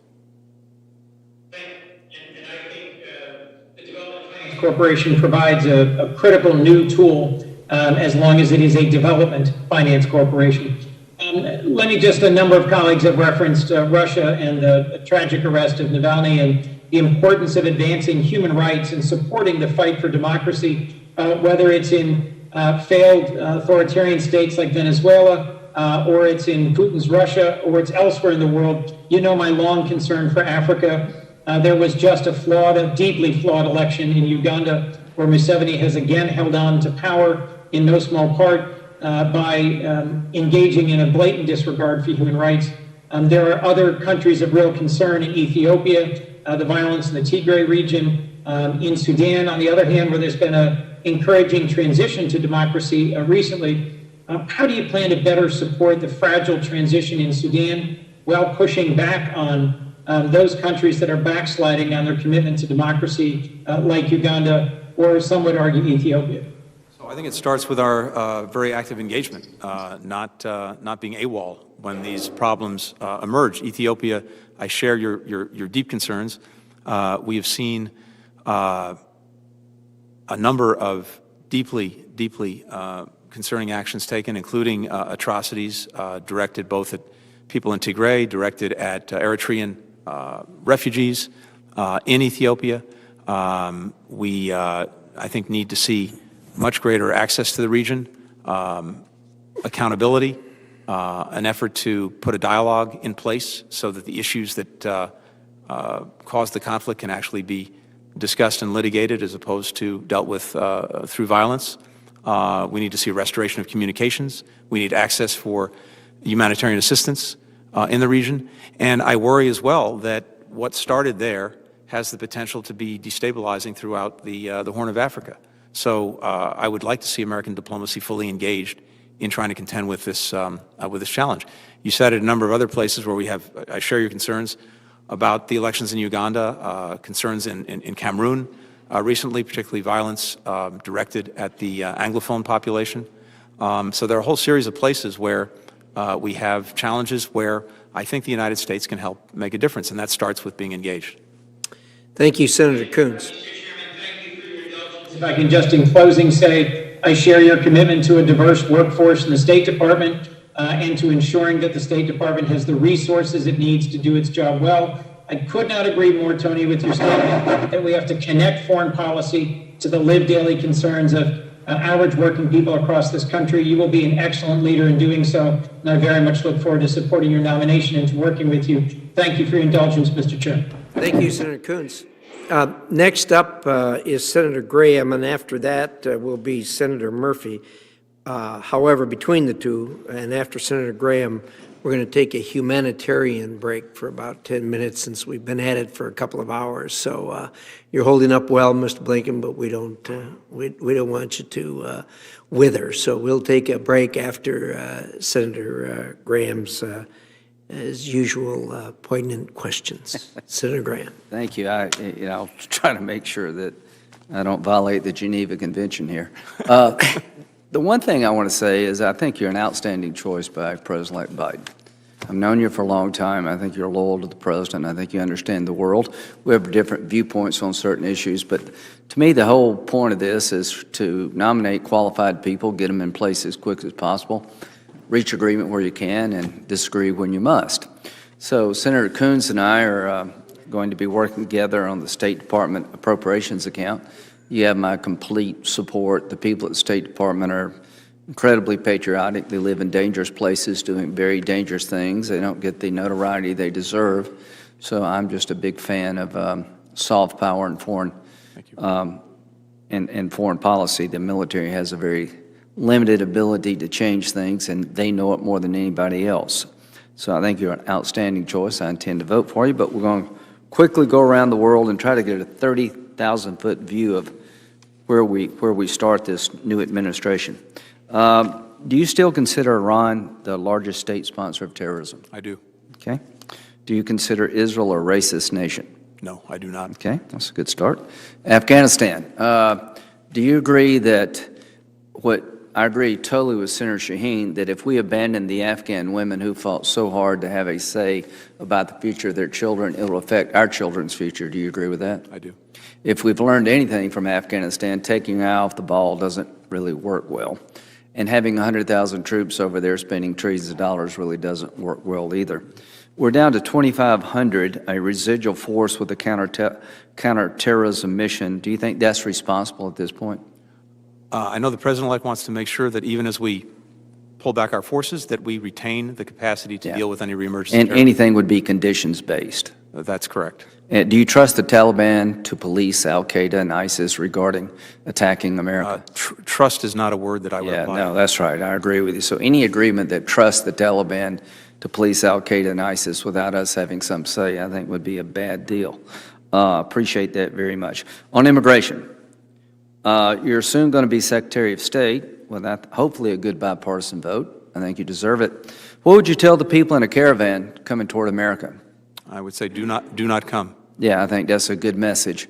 We're going to work on comprehensive immigration reform. I'll try to help where I can, but just don't come. That creates more problems than it solves. When it comes to asylum seekers have been staying in Mexico under the Trump administration. Do you find value in that program? I have issues with that program, Senator. I think that we need to make sure that we are approaching what we do when it comes to those seeking asylum, seeking protection in this country, in line with the finest traditions that this country has shown from generation to generation. Part of that is the ability, that is both, I believe, a legal one and a moral one from where I sit, to allow people to make asylum claims and to deal with those claims expeditiously. People who need protection should get it. Those who do not meet the criteria should, with dignity, be removed. But our problem is that we're not resourced adequately to do this. Yeah. And that's what we need to work on. If I could go a bit further, I think it's been gamed. I mean, I would like to increase the number of people that can come here seeking asylum. There are troubled parts of the world. A lot of people come here for economic reasons. They realize if they get 1 foot in the United States, claim asylum, they'll be giving a hearing date in the future, and most of them don't show up.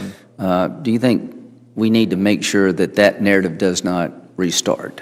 I agree, and we need a humane, a fair, and an orderly system. That's imperative, and I know you've heard the President-elect talk about the... Some people on the left have been saying that we should decriminalize entry into the country.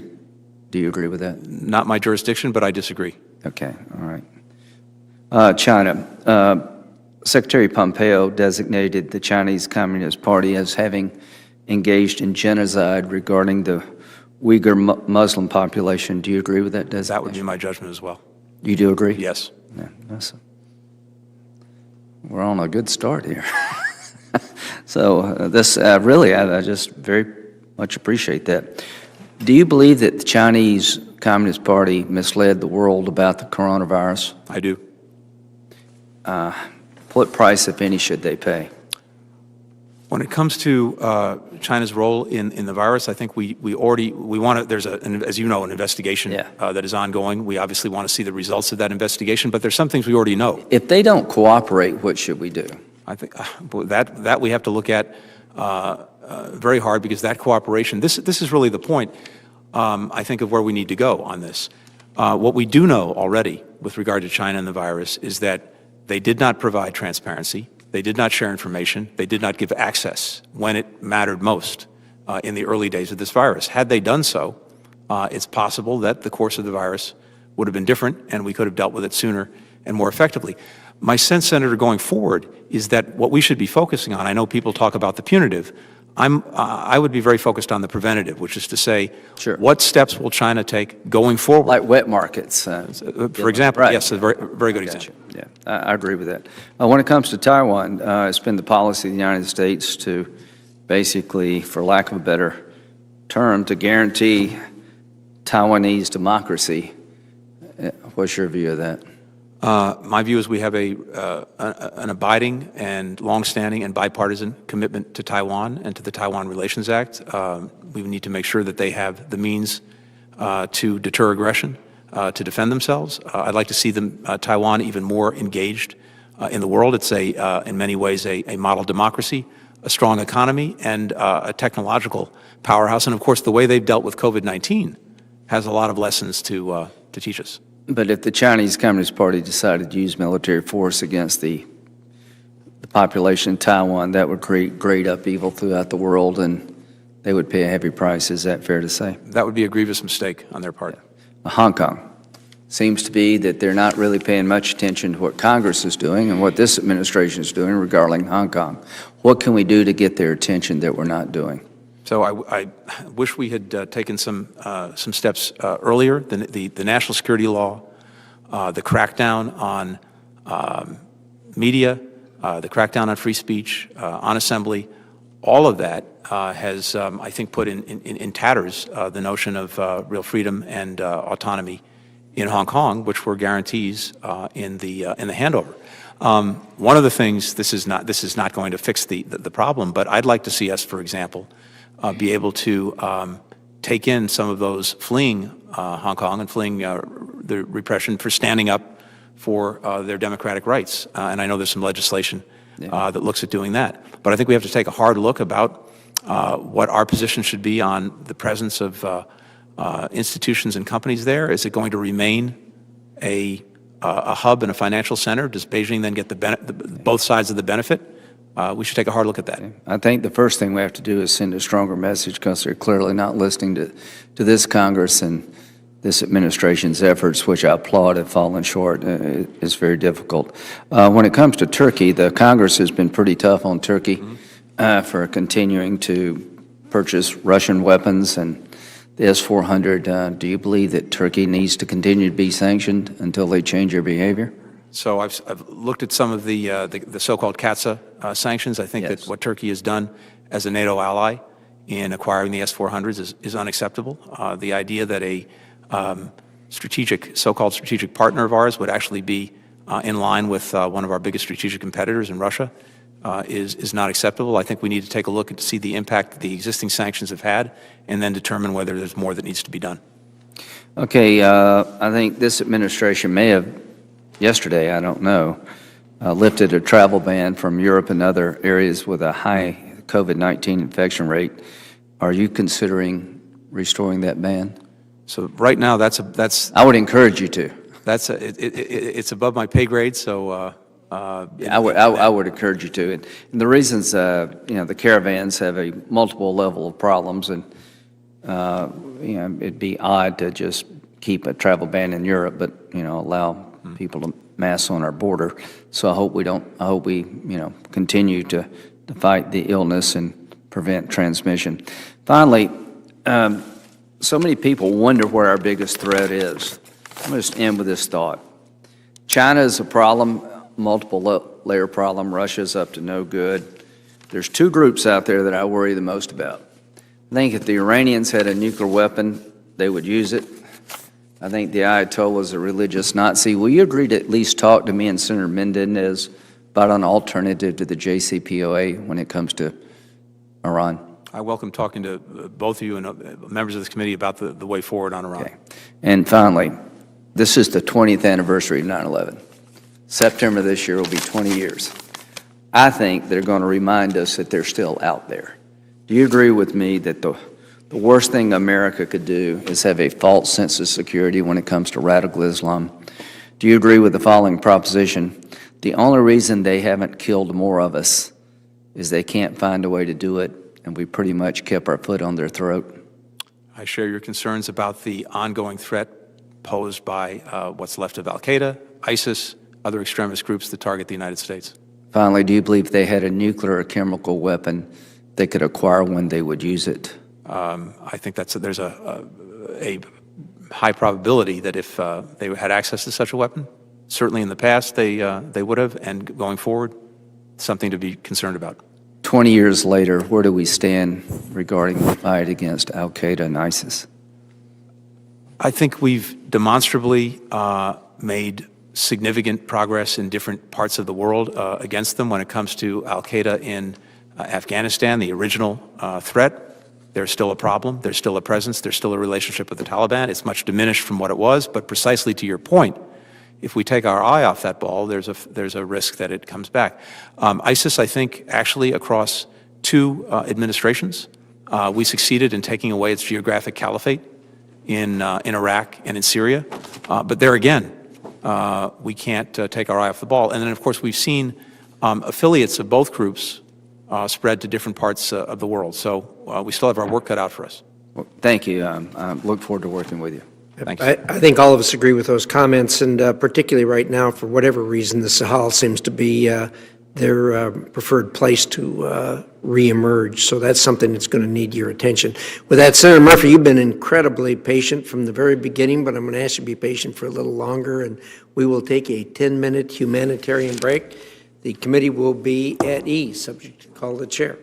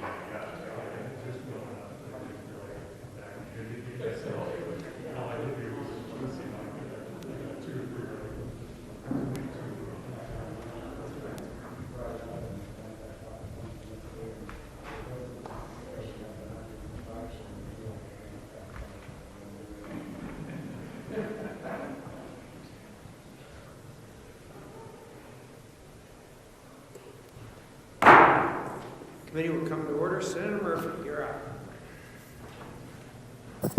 up. Thank you very much, Mr. Chairman. Good to see you, Tony. Thank you for sharing that really wonderful story about your stepfather at the outset.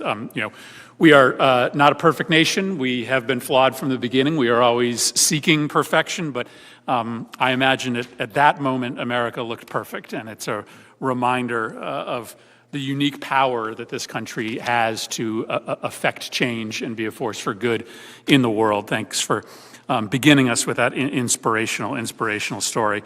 I wanted to come back to this question of the war in Yemen for a moment. I thank Senator Coons for beginning this conversation. It has been just a national security disaster for the United States. Over 100,000 children have died of starvation and disease. AQAP, to Senator Graham's point, maybe the arm of al-Qaeda with the clearest intentions to hit the United States, remains active, controlling territory, and I would argue it has strengthened Iran the longer that it has gone on. President-elect Biden made a commitment during the campaign to end our military support for the Saudi-led coalition, and I wanted to ask you to speak to that commitment, but then also maybe to step back and talk about what our work through this coalition has taught us about the path forward in our relationship with Saudi Arabia. This is an important ally, a strategic partner, but one that has begun to act very differently. And Yemen is an example of a set of behaviors that has gone off the rails in many ways, and probably argues for us to take a different approach to an ally, but an ally whose interests often do not align with ours any longer. So the specific question of military support for the coalition and then a broader look at the alliance. Yeah, thank you very much, Senator. President-elect has made clear that we will end our support for the military campaign led by Saudi Arabia in Yemen, and I think we will work on that in very short order once the President-elect is President.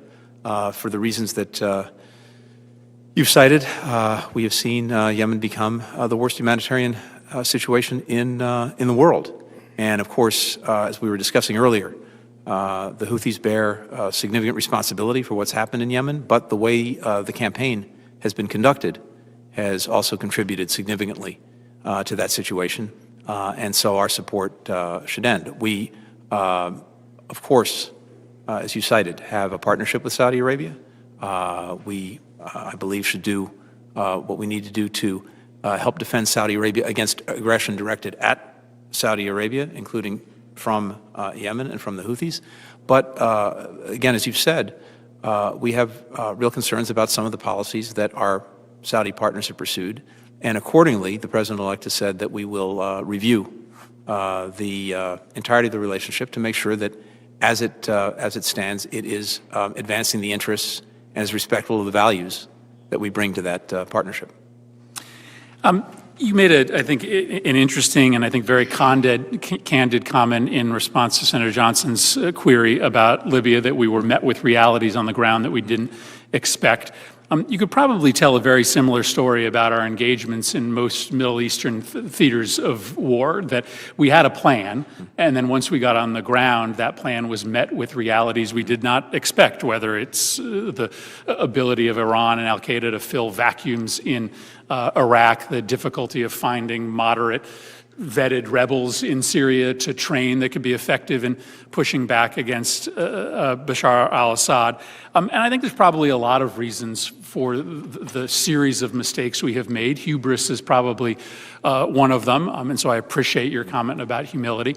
But I also think it's due to I think secondary role that state has played often in many of these strategic conversations over the years because of a lack of capacity that state has. In Syria, when we put 2,000 troops on the ground, we had at times only one diplomat, one State Department personnel there, even though every single general came before us and told us that there was no military solution inside Saudi Arabia, inside Syria.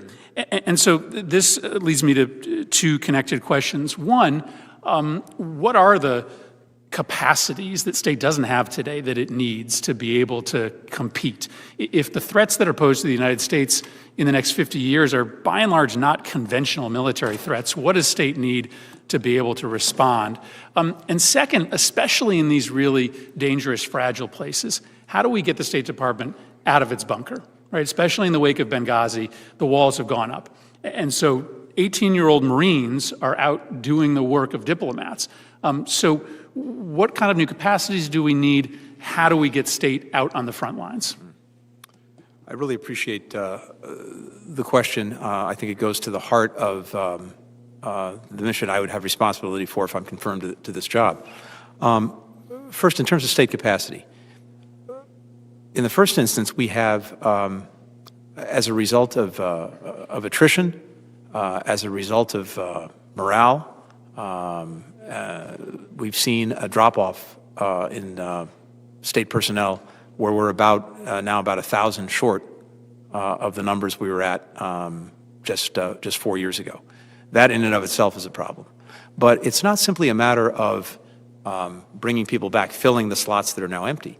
It's making sure that, to the best of our ability, we're building a workforce that has the skill set to deal with the incredibly complex challenges that we're facing that are very different than the challenges we faced in previous generations.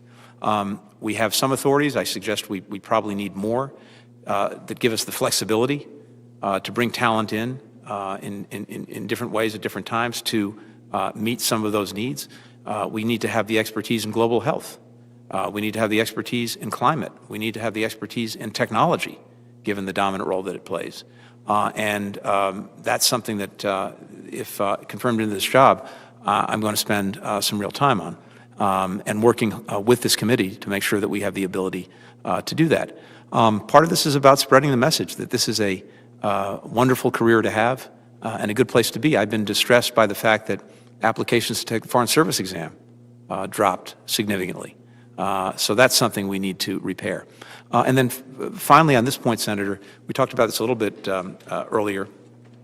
The skill set, the talent set, that's usually important, but the workforce also has to look like the country it purports to represent.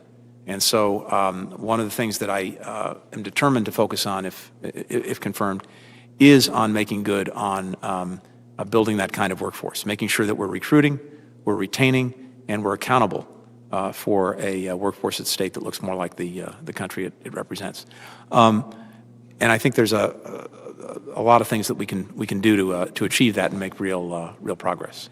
I think you are right. This is about capabilities. I do think it's also just about a finite number of resources. It doesn't make sense to me, given the threats presented to the United States today, that we have more military band members than we do diplomats, and we have to watch what China's doing. 2019 was the first year in which they had more diplomatic posts around the world than the United States did.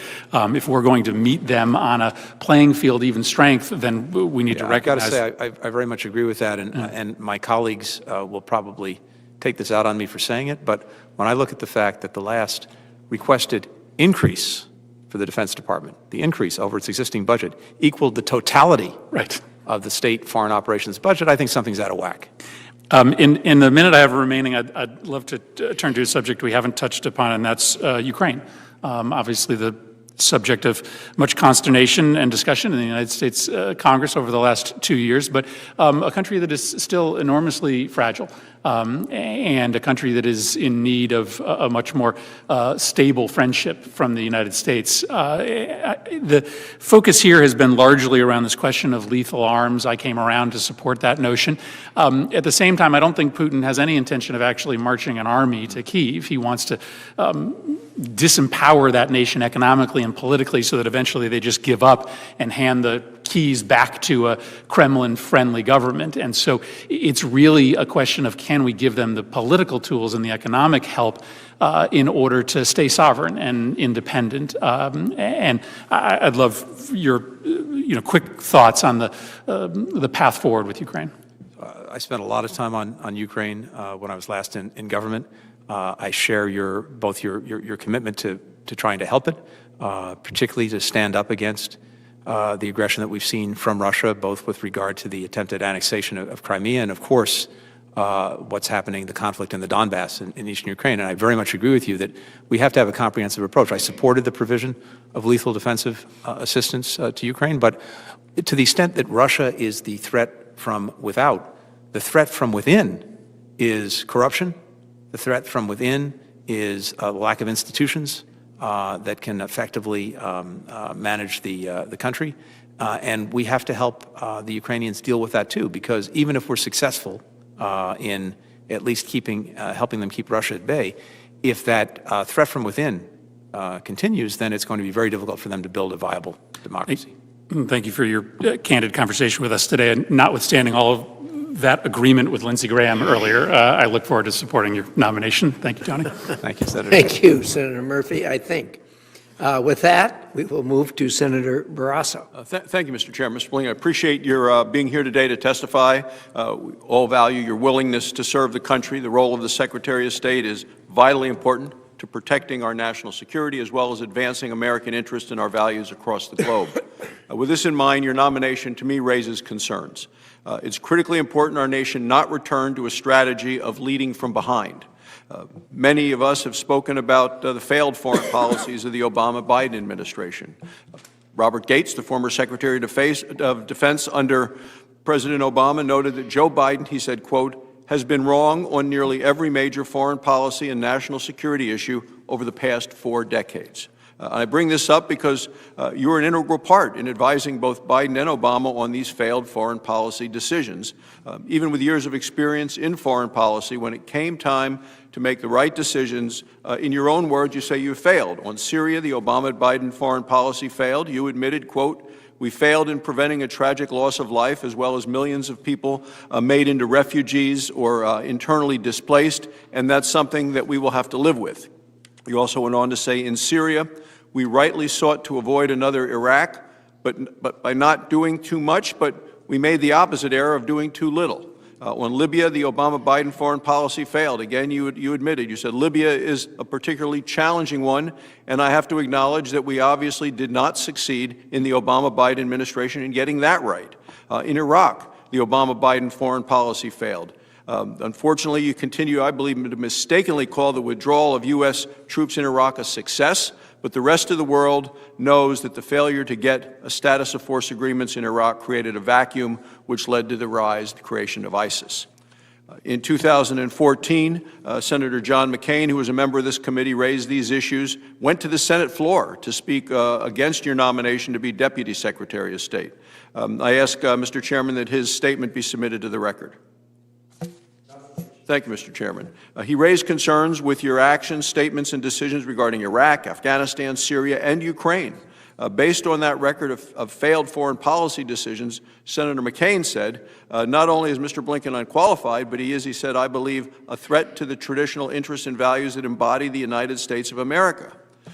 So once you were confirmed, what happened? You helped negotiate the terrible Iran nuclear deal.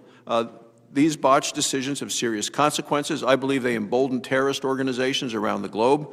These failures put the lives of the men and women who serve our nation at risk, and I think it would be a grave mistake to confirm a Secretary of State who has a demonstrated track record of repeatedly making the wrong decisions when it comes to American foreign policy and national security.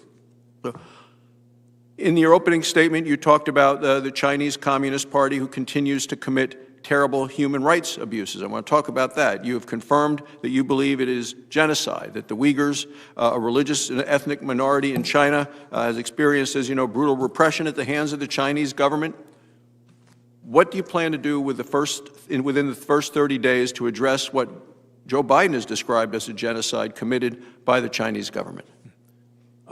Thank you, Senator. I was tempted to start by saying it's good to see you again. So on the on the Uyghurs, I think we're very much in agreement, and the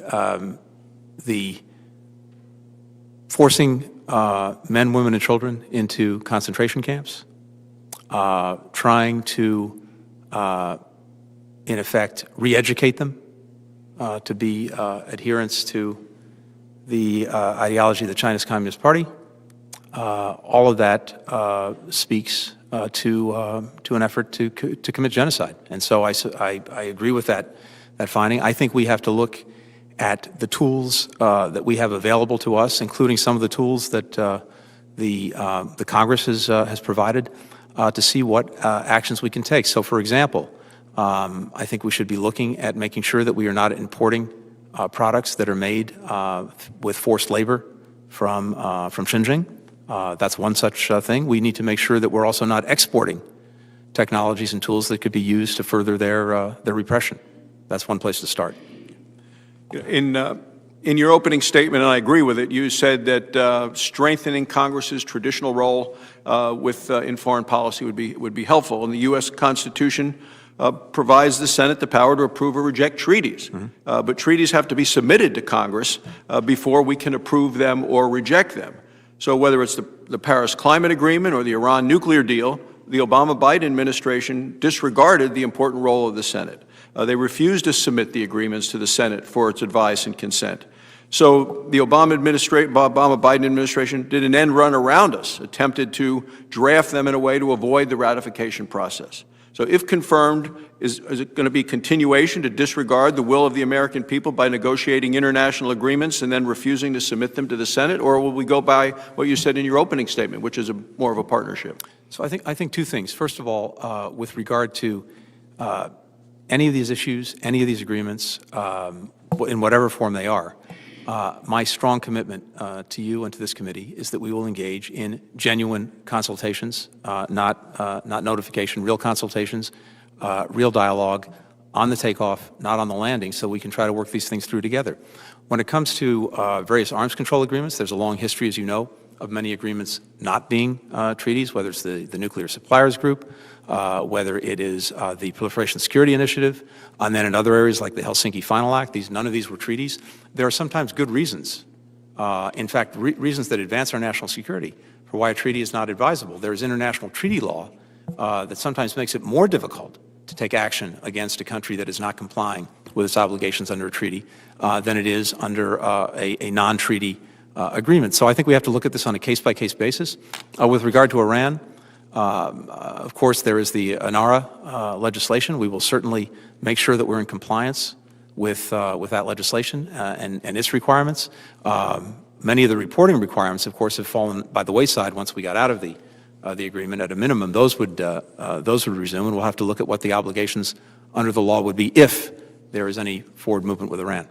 Well, you brought up the arms control agreement. As our country continues to face threats from around the world, you should not take any action, I believe, that's going to hinder our missile defense options.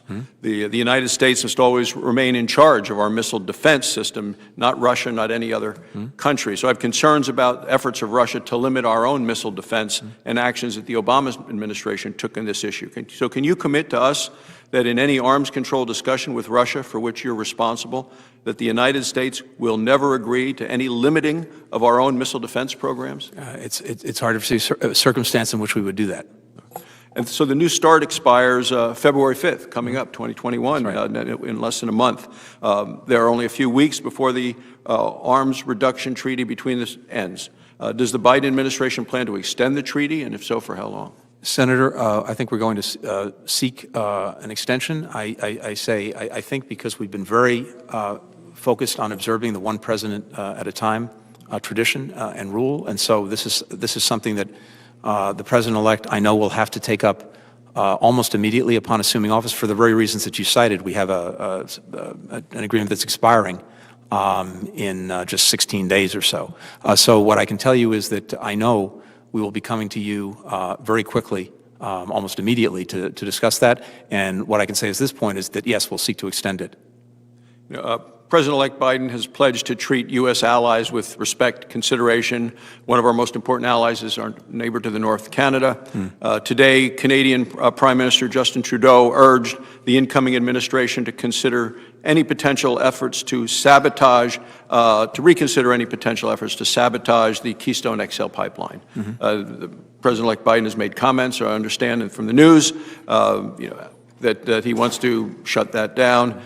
Alberta Premier Jason Kenney raised concerns about reports of plans to cancel this valuable project, saying, quote, doing so would kill jobs on both sides of the border, would weaken the critically important Canada-U.S. relationship, would undermine U.S. national security by making the United States more dependent on OPEC oil imports in the future. So I strongly oppose any effort by the Biden administration to cancel or delay the Keystone XL pipeline project. It creates jobs, it helps grow the economy, it improves our nation's energy security.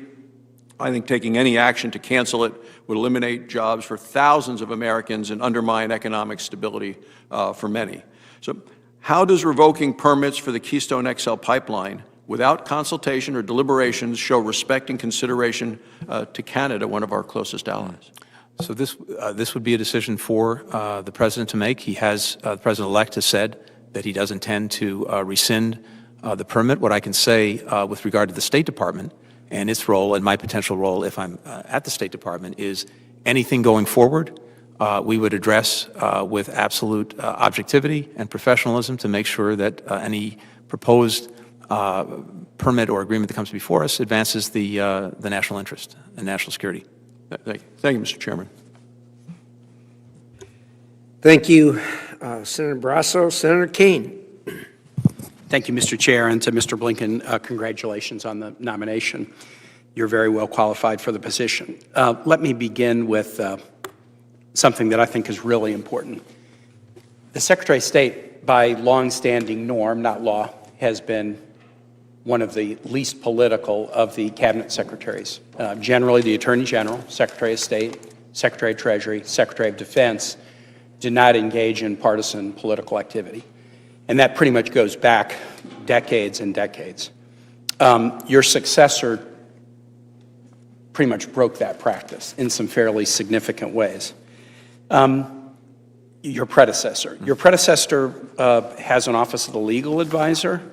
The Office of the Legal Advisor gave wise advice to all in state and elsewhere. In a December 2019 memo, the legal advisor reminded all political appointees that they were, quote, they were prohibited from, quote, engaging in political activity in concert with a partisan candidate, political party, or partisan political group, and specifically indicated that, quote, Senate confirmed presidential appointees may not even attend a political party convention or a convention-related event. Your predecessor stressed that in a cable to State Department employees in December. Quote, it is important that the department's employees do not improperly engage the Department of State in the political process and that they adhere to the Hatch Act and department policies in their own political activities. Despite that, your predecessor appeared and gave a campaign speech at the Republican National Convention, violating policy that he and the legal advisor had laid clearly down. I want to ask you about the words of another Secretary of State, Colin Powell, who said, as Secretary of State, I'm obliged not to participate in any way, shape, fashion, or form in parochial political debates. I have to take no sides in the matter. He said in 2004 when he skipped the Republican National Convention. Will you follow the Powell practice that has been the practice of the State Department and the Secretary of State for decades, or will you follow the Pompeo practice and turn the Secretary of State into a partisan political position? I strongly agree with Secretary Powell, and that is the model I would follow. I will be extremely disappointed if I see you showing up at partisan events for Democrats, including the President and Vice President, the President who's appointed you. If I see you doing campaign events for anybody on my side of the aisle, I will be very disappointed. And I know you're not going to, but I wanted to put that on the record. And I would welcome you holding me to that. I have to tell you, Senator, I could not agree more strongly that with regard to the State Department, it has to be, and if I have anything to say about it, it will be a nonpartisan institution that is seeking only to advance the national interest. And I might add, I started my career in Washington at the department in 1993.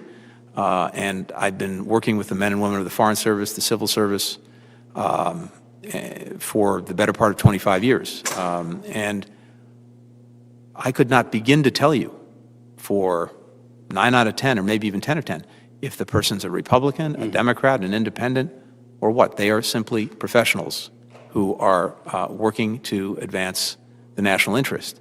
And if the person who purports to lead them is not doing the same thing, I think we've got a problem. Let me ask a related question. The norm over time in the State Department for ambassadors has been that about 70% are career and 30% are political. There's nothing magic about that number, but administrations, both Democratic and Republican, have generally sort of adhered to that ratio. The Trump administration changed that ratio pretty significantly. It was about 55% career and 45% political, 50% higher in terms of the political appointees than the norm.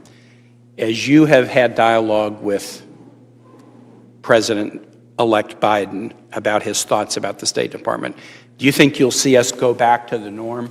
The political appointees are often very, very important. I get it, and that's why the 30% is important. But do you think we'll go back to a norm and see that 2 to 1 or 70 to 30 as a more likely path forward? Yes, I do. Thank you for that. I am very worried. There's been questions about issues in the Western Hemisphere, and I'm worried that we just pay attention to the Western Hemisphere when there's a crisis. If there's a caravan, we're going to be paying attention to it. Significant drug trade from Colombia, we're going to pay attention to it. But then we sort of lose attention, and we tend to look at the world as if it has an east-west axis and not a north-south axis. President-elect Biden, I think, starts with some real goodwill in the region because when he was vice president, he did spend significant time working with our State Department and other professionals to sort of build relations in the Americas. I still think there's just tremendous upside in this. It's hard for a U.S. of 330 million to sort of match up all the time with nations like China with 1 billion people. But the Americas, from Tierra del Fuego to Patagonia, Tierra del Fuego to the Yukon, would have about 1 billion. So the more we can do in tandem with other nations in the Americas, the more we can advance our own economic and security interests. I don't think we should do it just because China and Russia and Iran are getting involved in the region, but that should make us worry. Talk to me a little bit about your big picture perspective and that of the Biden administration on sort of an all America's policy or focus on our own backyard. Thank you for raising that. You're right. This has actually been an area of focus for the president-elect. I went back and counted not so long ago, and I think he made 16 trips to countries in our hemisphere as vice president. And even before that, when he was a member of this committee, he was very focused on a number of issues in the hemisphere, starting with Colombia, Plan Colombia, and what followed. And then as vice president, a real focus on Mexico, on the Northern Triangle countries, and for that matter, issues throughout the hemisphere. And he has a strongly held view that we have a strong national interest in doing what we can to advance the future for our hemisphere that is democratic, that is middle class, that is secure. And there is a lot that we can and should be doing as partners with countries throughout the hemisphere to advance that vision.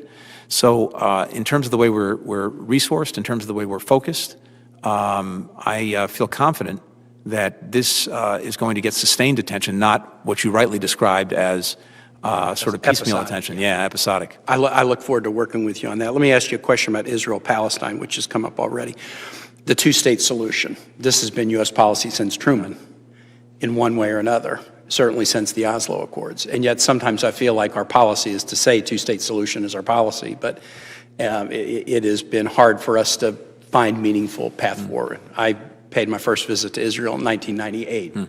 I've been to Israel more times than I've been to Ireland, and I have relatives in Ireland. I really value the U.S.-Israel relationship, but the prospects for a peaceful Israel and Palestine existing side by side are worse today than they were in 1998 when I first visited, and I find that tragic. Yeah. And what's the challenge of not having a meaningful two-state solution? Let's just talk about COVID. There's a vaccination campaign going on right now that in Israel is viewed as one of the leading and most innovative in the world in terms of vaccinating high percentages of people, but virtually no one in Palestine has been vaccinated. And the Israeli health minister says when we are done with our citizens, then we will focus attention on our neighbors.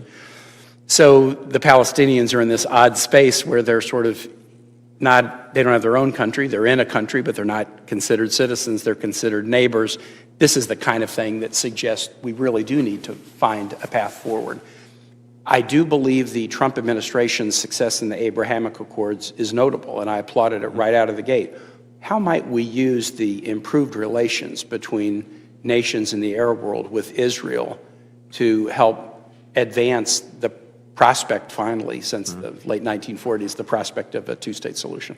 Well, first of all, I very much share the premise of your comment and question, which is, as I see it, the two-state solution, however distant it may appear, is still the best and probably the only way to truly assure Israel's future as a Jewish and democratic state, and of course to give the Palestinians the state to which they are entitled. The challenge, of course, is how to move forward on that at a time when you rightly said, seems more distant than it's ever been, at least since Oslo. I hope that the progress that was made with the Abraham Accords, which I applaud, the steps that countries are taking to normalize relations with Israel is an extremely positive development, and one that we would hope to build on if given the opportunity. I hope that also might create a greater sense of confidence and security in Israel as it considers its relationship with the Palestinians, because whether we like it or not, whether they like it or not, it's not just going away. And these nations that have now normalized relations can play an important role in both economic support for Palestinians, but also providing security assistance, and they may be more willing to do that now that they've normalized relations in this way. Well, Mr. Blinken, thank you. My time is up. I do want to work with you and State Department on issues about war powers, the cleaning up of the various authorizations from 1991 and 2001 and 2002 that are still floating out in space with no time or geographic limit. I'll look forward to working with the State Department and the White House on those matters. I would welcome that. Thank you very Thanks, much. Senator. Thank you, Mr. Chair. Thank you, Senator Kaine. Appreciate that. Senator Portman's up next, but I'm told that he is indisposed at the moment, which turns to you, Senator Paul, and we will get back to Senator Portman. Senator Paul. Thank you. Like Joe Biden and Hillary Clinton, you've been a consistent supporter of military intervention in the Middle East, from the Iraq War to the Libyan War to the Syrian Civil War. Some on your side of the aisle, including the President-elect, have said, well, we were given bad intelligence. They misled us on the intelligence on Iraq. That's a very specific reason. There's probably some truth to it, but I think it misses sort of the lesson of the Iraq War. Likewise, your justification for maybe coming to a new approach on the Libyan civil war is, well, maybe we overestimated the idea of having viable successors there. To me, it seems like we're still missing the point, because even after Libya, you guys went on to Syria wanting to do the same thing again, and you've argued, well, maybe we just didn't do enough. If we'd done more, we could have toppled Assad and we could have had real regime change in Syria. Well, you got it in Iraq, you got it in Libya, and it's a disaster. The lesson of these wars is that regime change doesn't work. People say, oh, we're going to get rid of the iron fist, and Thomas Jefferson's going to arise from the ashes. Well, that, is a naive notion to believe that Thomas Jefferson or his like live in Libya or live in Iraq. Their tradition is so much different than ours. I mean, we've been fighting against centralized power in the English tradition for 1,000 years. The revolution in England was 350 years ago. Ours was 250 years ago. That tradition they don't have. They have a tribal existence. You trade one for another.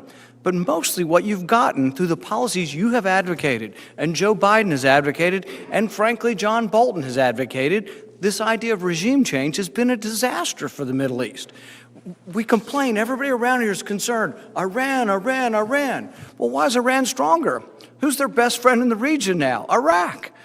We did that. We had a balance of power. It wasn't perfect, but we had somewhat of a balance of power in the Middle East, and you guys messed it up. You got rid of the one bad guy, and another bad guy got stronger. And so then you went to Libya and did the same thing. And they said, well, maybe Libya's a one-off. Well, maybe there's a rule here. Maybe there's something we can learn about regime change, and maybe we can learn that humility would be that maybe we shouldn't be choosing every government in the Middle East. I would argue that instead of always choosing the governments, maybe we should not reward the bad ones. You know what I mean? So, for example, with Saudi Arabia, I despise the regime.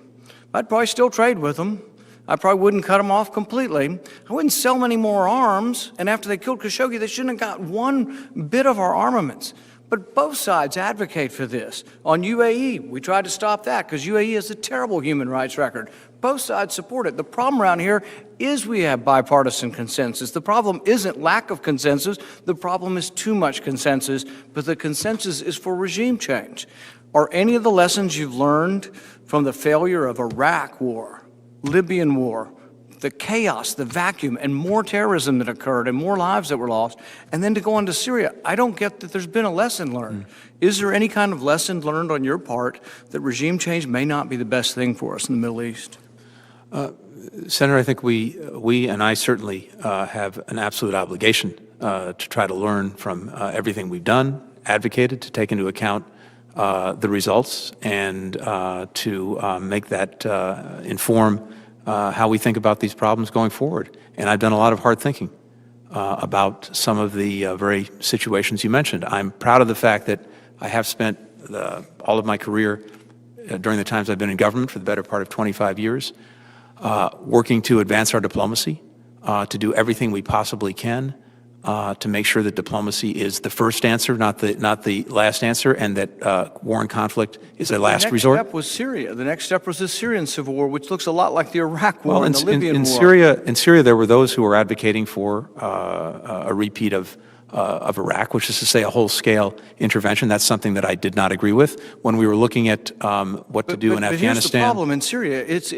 There was a predictable result there. Had you gotten rid of Assad, who were the fiercest fighters over there? Al-Nusra and Al-Qaeda.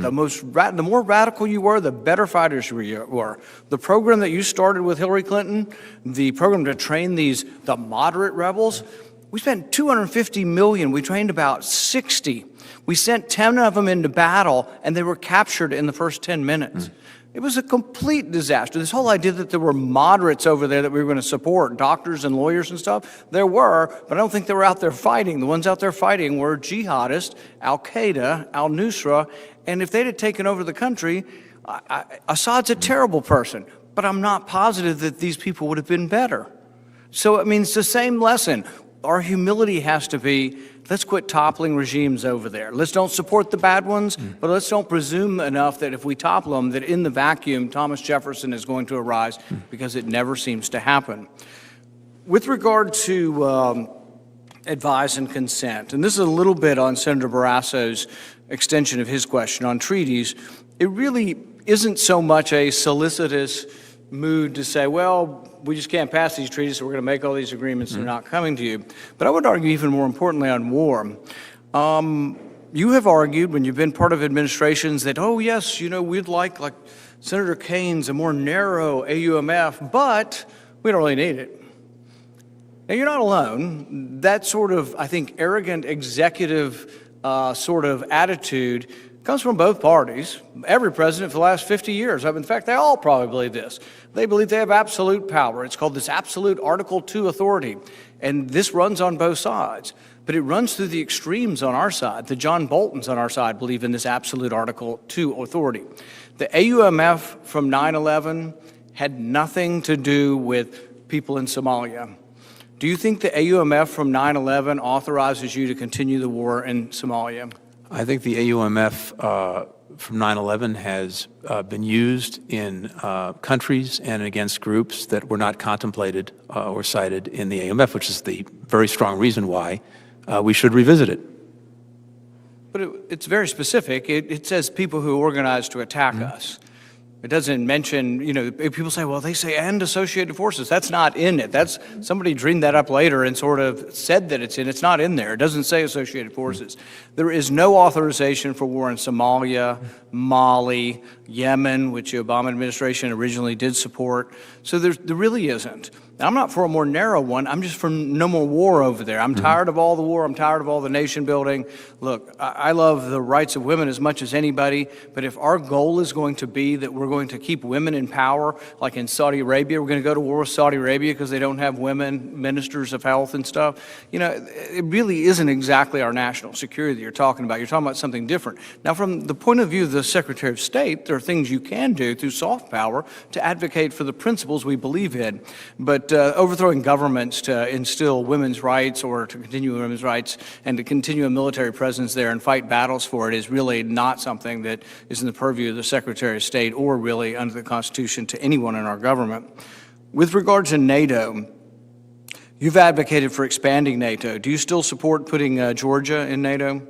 If a country like Georgia is able to meet the requirements of membership and if it can contribute to our collective security, yes, the door should remain open. So if you're successful, then we would be at war with Russia now. I actually think just the opposite. I think that, Senator, with regard to NATO membership, there's a very good reason that Russia has proved aggressive against countries that are not actually in NATO and under the umbrella, and a good reason why it's chosen not to attack. This would be adding Georgia that's occupied to NATO under Article 5, then we would go to war.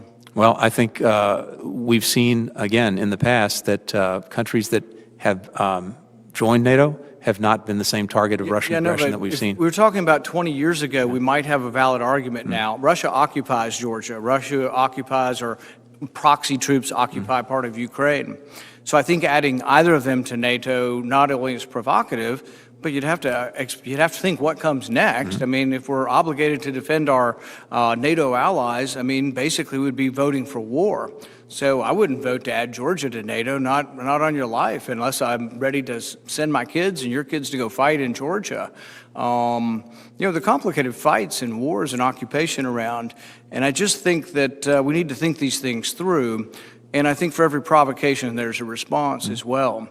So we can't look at it in a vacuum. People say, I don't care what Russia thinks, or I don't care what Tehran thinks. Well, if we don't understand our adversaries enough to think how they will respond, then I don't think we're doing our job. I agree with you. But as you can tell, I'm not excited about more military intervention in the Middle East. I think there has been some chastening on the part of the incoming administration over previous failures. But I don't think you have completely gotten the idea that regime change has been a terrible disaster. It's created vacuums, chaos, and actually more terrorism throughout the region. So I hope you will consider that. It's important, not just for the philosophic point, but it's important for our kids. I mean, we're sending these kids over to fight in these wars that go on forever and ever and ever, and somebody's got to stand up. And I hope you will be somebody brave enough to stand up and stop some of this. I appreciate what you said. Thank you, Senator Paul. Next up is Senator Markey, who I'm told is joining us electronically. Senator Markey, are you with us? Thank you, Mr. Chairman, very much. Can you hear me, Mr. Chairman? I can hear you, Senator Markey. I can't see you, but your voice is well heard here. Okay, thank you. Much appreciated. Let me ask this question.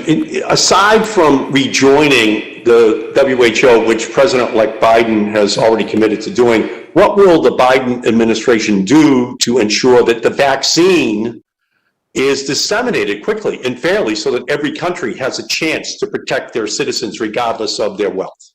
We can do that, ensure that every American gets the vaccine, but also help make sure that others around the world who want it have access to it. The WHO is a very imperfect organization in need of reform, but one of the reasons that the President-elect has determined we should get back into the WHO is that we're going to be in a much more effective position to advance that reform of the WHO if we're there at the table than if we're outside the organization. So I think the combination of rejoining, taking part in COVAX, and then looking at how we can help make sure that the vaccine is equitably distributed is something that we're going to take on.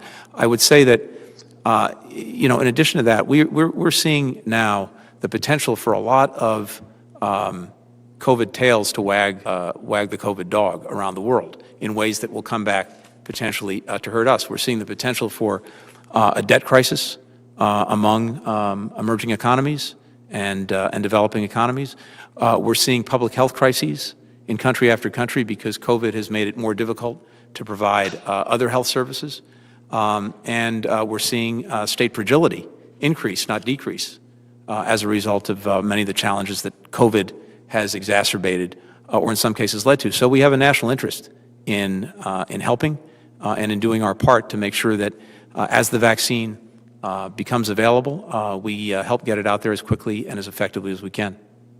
So is the Biden administration committed to seek additional funding for the Global Fund and other programs meant to respond to the massive public health needs related to COVID-19? In short, yes. One of the things, though, that I should say is that Congress has done a very good service, I think, in providing the funding that's already on the table in terms of COVAX and that initiative. But I think that additional resources are likely to be needed. Okay, thank you. Moving on to North Korea, if we could, in moving forward towards the goal of ultimately denuclearizing, would you support an attempt to achieve a phased agreement that offers tailored sanctions relief to North Korea in exchange for a verifiable freeze or other restrictions on North Korea's WMD programs? I think we have, I'm sorry, go ahead. That's the question. I think we have to review, and we intend to review, the entire approach and policy toward North Korea, because this is a hard problem that has plagued administration after administration, and it's a problem that has not gotten better. In fact, it's gotten worse. But I begin by acknowledging the fact that it was a hard problem to begin with. So I think one of the first things we would do, and we would welcome being able to consult on that, is to review the entire approach, look at what options we have and that can be effective in terms of increasing pressure on North Korea to come to the negotiating table, as well as what other diplomatic initiatives may be possible. But that starts with consulting closely with our allies and partners, particularly with South Korea and with Japan and others, and reviewing all of the bidding. And so we'll start there, and we'd welcome a conversation on that. Okay, and if I can just follow up, and I agree with you, we have to increase enforcement so that China and Russia abide by the sanctions meant to target the regime. But we also have to ensure that we don't inadvertently harm the North Korean people, particularly as they suffer from famine and the effects of a complete lockdown of their borders due to the pandemic. When North Korea reopens its borders, will you support easing some of the restrictions to allow legitimate humanitarian assistance to reach the North Korean people? I think in North Korea and in other similarly situated places, we have to have an eye clearly on the people of the country in question and on doing what we can to alleviate their suffering. And even if we have a strong grievance with the regime or with the government, and that we're taking action to do something about that, we, to the best of our ability, try to do so in a way that, in the first instance, isn't harmful to the people of the country. And so we'll take a hard look at that. In the past, as previous administrations have engaged the North Korean nuclear challenge, they found ways to make sure that humanitarian assistance, medical assistance, et cetera, could, in fits and starts, get to the North Korean people. So we do want to make sure that in anything we do, we have an eye on the humanitarian side of the equation, not just on the security side of the equation. No, thank you so much. You know, and we've heard a lot today about the JCPOA in Iran. The bottom line is that the single greatest existential threat in the region is a nuclear Iran, and we must take that off the table before we look to making the agreement longer and stronger. As you say, would you commit to re-entering the JCPOA without any preconditions as a starting point, so long as the Iranians return to all of their commitments as well? What the President-elect has said on that, Senator, is that if Iran returns to compliance with the JCPOA, we would do the same thing and then use that as a platform, working with our allies and partners to build a longer and stronger agreement to also capture some of the other issues that need to be dealt with regard to missiles, with regard to Iran's activities and destabilizing activities in the region.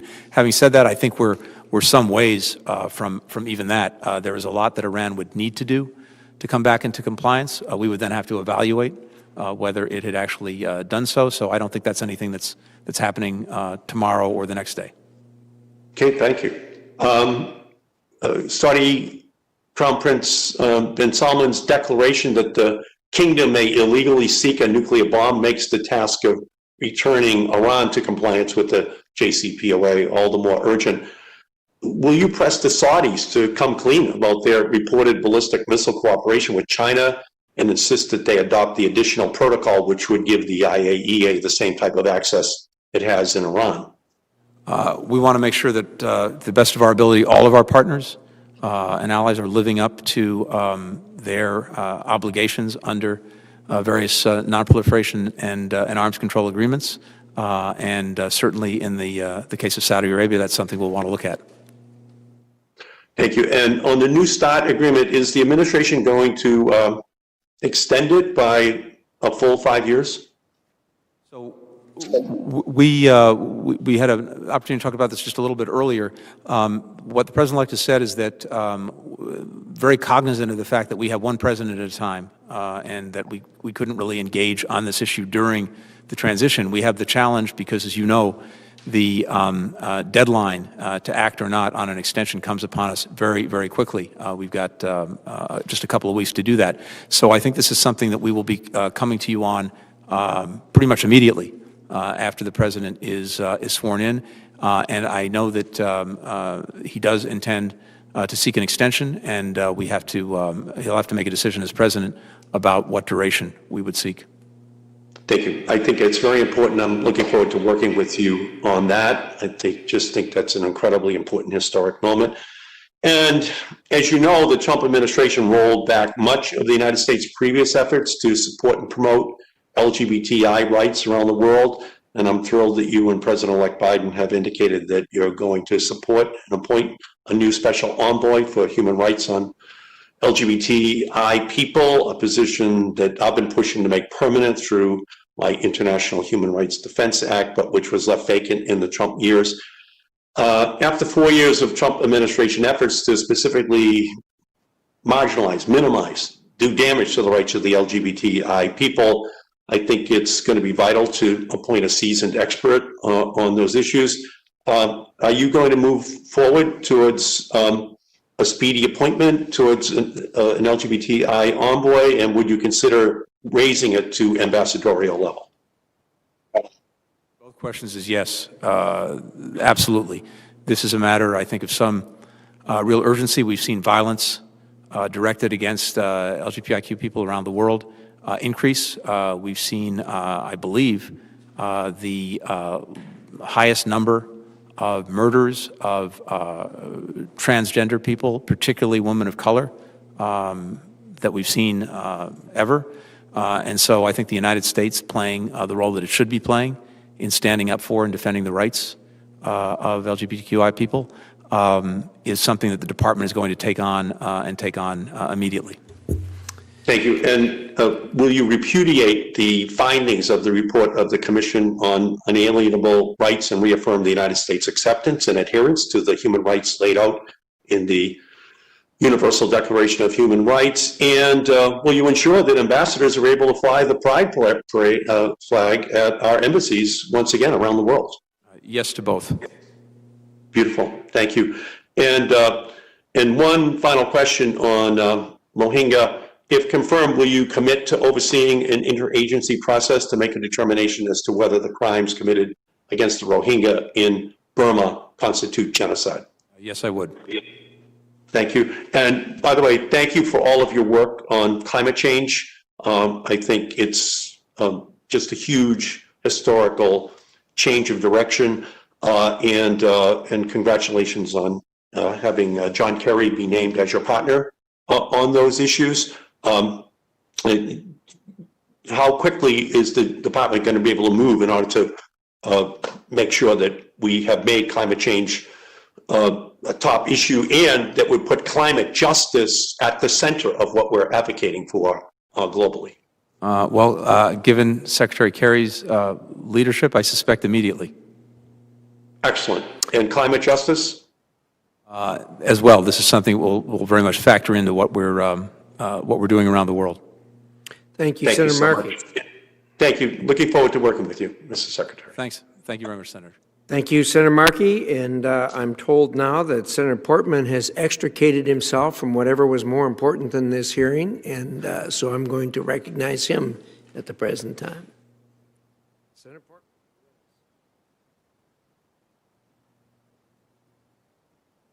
Thank you, Mr. Chairman. I'm with you. Nothing could be more important than the Senate Foreign Relations Committee, and I have been watching the hearing throughout the afternoon. And Mr. Blinken, I also appreciate the time you spent with me on the phone talking about your plans for the department and how you would change some of the positions of the previous administration, but also build on some of those. And I would just say, in listening today, it seems to me there are opportunities for us to build on some of the successes. I think about the Abraham Accords. I think about much of our policy toward Russia as an example, being able to provide, as we did this year at a record level, lethal weapons for self-defense in Ukraine. I think about what we've done in Belarus to try to promote democracy. I think about standing up to China. And I think that from what I've heard today, that you'd be interested in engaging on that issue even more, particularly as it relates to human rights and the Uyghurs and other ethnic minorities. And generally speaking, how to deal with Iran. We're going to have some differences of opinion, it sounds like, but I think you are fairly clear-eyed on what the challenges are with regard to Iran and not being trusting of them and the way they're headed. Today, Mr. Chairman, and to Ranking Member Menendez, there are 5 hearings going on. I've been in 3 of them, sharing one of them, and I think that's great. I think it's good that we're moving quickly with some of the key appointments, including Secretary of State, but also Secretary of Defense, Homeland Security, Director of DNI, Treasury, all important roles, and I hope we can get these nominations to the floor for a vote, and then we'll, let the chips fall where they may. But I'm actually supportive of us moving quickly, and Mr. Chairman, I know this happened because you were willing to do it in this interim period. As we discussed last week, Mr. Blinken, I've got lots of interest in this issue of disinformation and propaganda and how we push back against it. I think it's kind of the new warfare of the 21st century. Not that we don't have kinetic battles still, but a lot of this is happening online and through disinformation.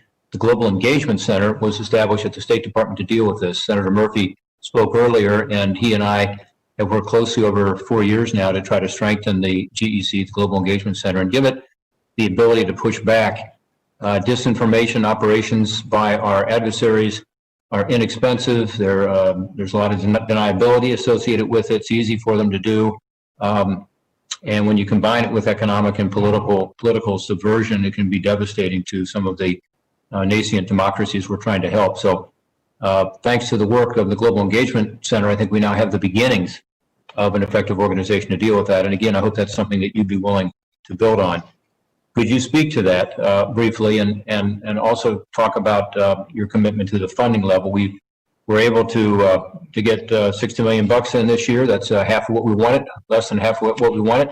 But compare that to China, which, according to a hearing that Senator Booker and I had on combating disinformation recently, China spends over $10 billion a year in state-sponsored disinformation operations. I wonder if you could comment on the Global Engagement Center and the challenge we face. Yeah, thank you, Senator. I could not agree more with your comments and with the work that you've done on this. This is perhaps a primary battlefield that we have to fight on. And even as we manage to deter aggression and kinetic action by adversaries, every single day we are experiencing aggression of one kind or another in the misinformation and disinformation realm. And we need to engage that, and we need to engage that effectively. And indeed, you're right. That is why the GEC was formed. I'll tell you, I had the experience in the early days of the Ukraine conflict and Russia's aggression there in dealing with Russia using weaponizing information in increasingly effective ways. And of course, little did we know what would come after that. But you'll recall the downing of the Malaysian airliner, and Russia was extraordinarily effective in mixing up and muddying the waters, using misinformation and disinformation as to their culpability and responsibility. Out of some of these experiences, there's been an effort at the State Department to give ourselves the tools and the resources to engage in this fight, and the Global Engagement Center is exactly that. So I'm determined to make sure that if I'm confirmed, that it is resourced adequately and appropriately. As well, I think we need to make sure that we're bringing in the talent, the expertise to be able to use it effectively, because these are specialized skills that in some cases many of us don't have. And to make sure that we have continuity, because this is an ongoing battle every single day, we have conveyed the message that we would welcome the current leader of the GEC to stay on, to make sure that we don't have any drop balls in the weeks and months ahead. Well, I thank you. Leah Gabriel has done a good job. I think Senator Murphy and I agree with that. I know both of us have weighed in with you, and we thank you for that commitment to getting a sustainable funding level that's higher so they can do their job. I think 138 million is what we asked for this year. We got 60. And a lot of members of this committee are interested in ensuring that it has the capability. And then in the hiring authority, we need to extend their hiring authority so they can bring in some expertise from outside the department to deal particularly on the social media front. So thank you for that commitment. We look forward to working with you. On Ukraine, since you mentioned it, I was there in 2014 with Senator Cardin as an election monitor. It was right after the Revolution of Dignity, and the Maidan, the central area where the Revolution of Dignity occurred, was still smoldering. I mean, it was fresh, and we've had some successes, and we've had some setbacks. I mean, Russia illegally annexed Ukraine, or Crimea, which was a setback.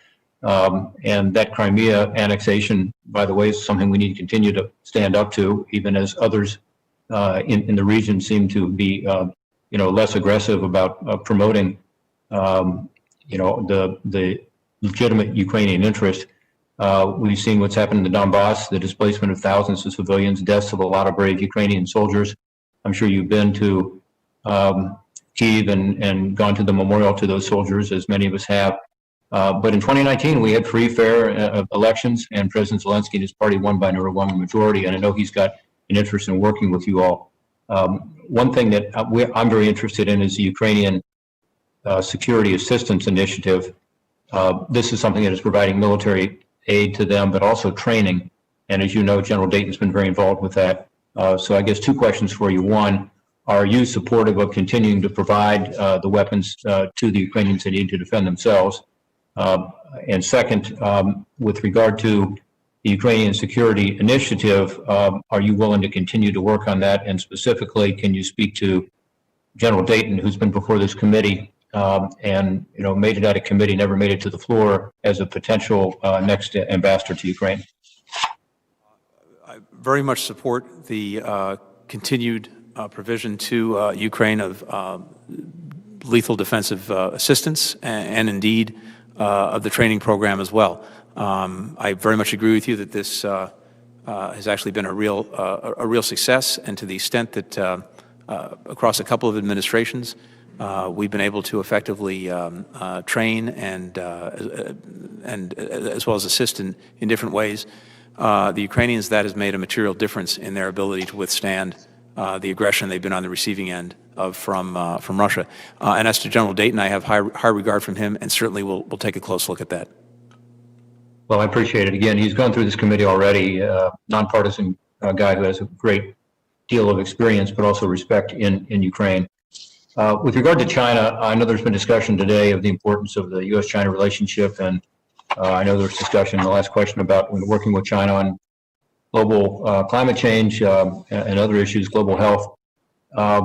I just hope that in all this we keep in mind the fact that China continues to irresponsibly and very systematically target U.S. researchers, U.S. research that's paid for by taxpayer dollars, and steal it, in effect, take it to China and use it for their own purposes. It has helped fuel the Chinese economy, but also the Chinese military over the past 2 decades. We do have legislation that's bipartisan that came out of a investigation here in Congress that I chaired with Senator Carper. It's called Securing American Innovation Act. It deals with 5 specific areas, but one has to do with the State Department. And you and I didn't get a chance to talk about this much earlier, but I think you know the issue generally. It provides the State Department the authority to deny visas to foreign researchers whose problematic affiliations, like to the PLA or to the Communist Party for that matter, and access to export control technologies through fundamental research raise national security concerns. This is a balanced bill. We have support from a lot of the university community because we did take a balanced approach, and yet we are interested in, and I think this bill would accomplish this, really tightening up our research enterprise here in this country so that we're not continuing to lose researchers and research to China through things like the talent programs that we were able to investigate. Can you speak to that? Do you agree that we need these new visa authorities? And can you talk about how we can better protect taxpayer-funded research intellectual property from China and others? So, Senator, I'd very much welcome looking into that and looking into that quickly. I haven't had a chance to read the legislation, so I want to make sure that I do that first. But I'd welcome an opportunity to talk to you about that as soon as I have an opportunity to do so. I think the basic proposition I very strongly agree with. We need to make sure that we're protecting the intellectual property that is produced in this country. We need to make sure that we are protecting the technology that, if going to the wrong place, could undermine our security. And we need to make sure that we have the tools to do that. So I welcome a chance to look at the legislation and talk to you about it. Great. Your career folks at the State Department have been very involved in it. And in fact, we had a fellow from the State Department who helped us put together the legislation who was very helpful from the visa division at the State Department. Israel, we talked about building on the Abraham Accord, some of the positive things that have happened recently. I'd like to hear your comments on that, but also with regard to global boycotts of Israel. Senator Cardin and I have worked together on this over the years to try to oppose the global BDS movement, boycott, divestments, and sanctions against Israel, essentially a double standard for Israel. And then Senator Booker and I have worked on the anti-normalization laws, in other words, adding to the efforts that you make every year to, require countries to include their annual human rights record, also adding to that their people-to-people engagement with Israeli citizens and residents to try to normalize relations between the Arab world and Israel to the extent that we can. Can you talk about those two issues and how you feel about them and what your priority would be with regard to Israel? Senator, yes, as we had a brief opportunity to discuss, I support the Abraham Accords. I applaud the work that was done to achieve them.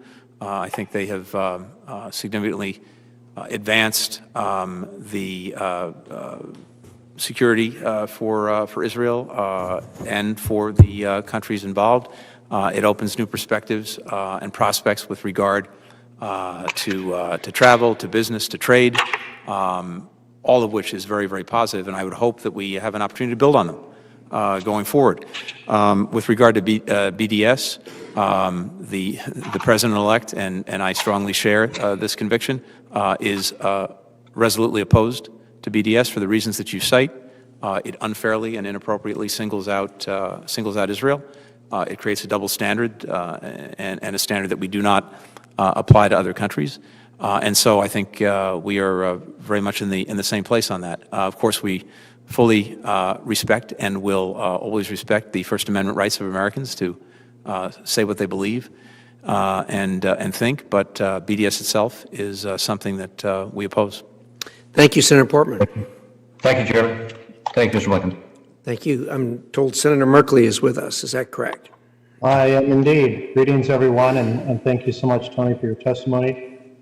The advantage of coming near the end is that every topic I'd planned to ask you about has been discussed to some degree, but I'll invite you to explore it perhaps a little more in depth.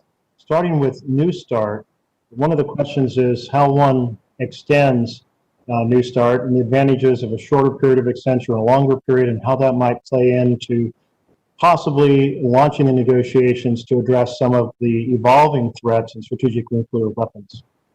Your thoughts? Well, thank you, Senator.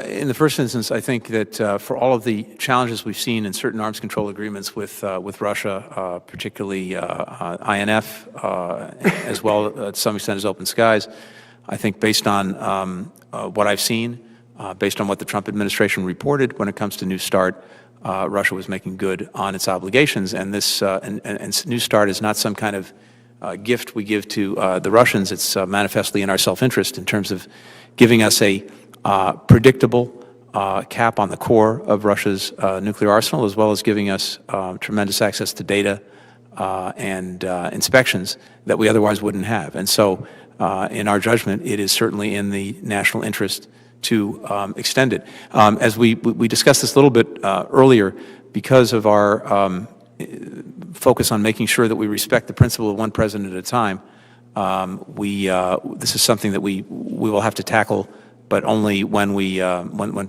President-elect becomes president tomorrow. But it's also something we're going to have to engage very, very quickly because the deadline is very fast upon us. I think we'll have 15 or 16 days left. So it would be our intention to come immediately to this committee and other committees to consult on our plans for the way forward. So, but I can tell you right now, we will seek the extension. The president-elect has to decide on the duration.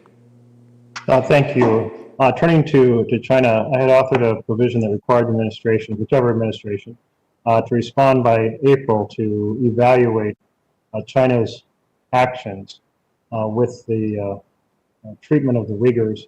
And that has now been done with today's determination by the administration, by Secretary Pompeo, that it constitutes genocide, which I know you have spoken to and you've said you agree with. You also mentioned you would like to see us stem the tide of products, or the flow of products coming that are manufactured in that essentially slave economy. We have a bill, Senator Rubio and I have a bill, the Uyghur Forced Labor Prevention Act. It has a lot of sponsors in the Senate on both sides of the aisle. I mentioned it when we spoke before, and you said you would take a look at it. I thought I'd check in and see, among the millions of things you've prepared for, if you've been able to take a look at it, and if this strategy, trying to keep the U.S. supply chain free of products tainted by forced labor, is one you can support. I'm afraid I haven't had a chance to actually read the legislation, but I would be more than pleased to do so quickly if confirmed. And as you note, the decision today, the finding today, I think only underscores the urgency of engaging on this issue. So I commit to doing that quickly if confirmed and getting back to you. And while I was jumping to a separate meeting, I believe you confirmed to Senator Markey that you would look into the exploration of genocide in regard to Burma's treatment of the Rohingya. Now, I appreciate that Aung San Suu Kyi had invited in her UN speech following those horrific massacres in August several years ago to come and see for yourselves. So I led a congressional delegation to see for ourselves. The Burmese government blocked us from going to the villages, as they did with virtually every other group in the world. And certainly, I think our failure to call it out as genocide has been an encouragement to dictatorial, aggressive regimes around the world with what they might be able to do against a disliked minority. And so I appreciate that you're willing to look at that very directly.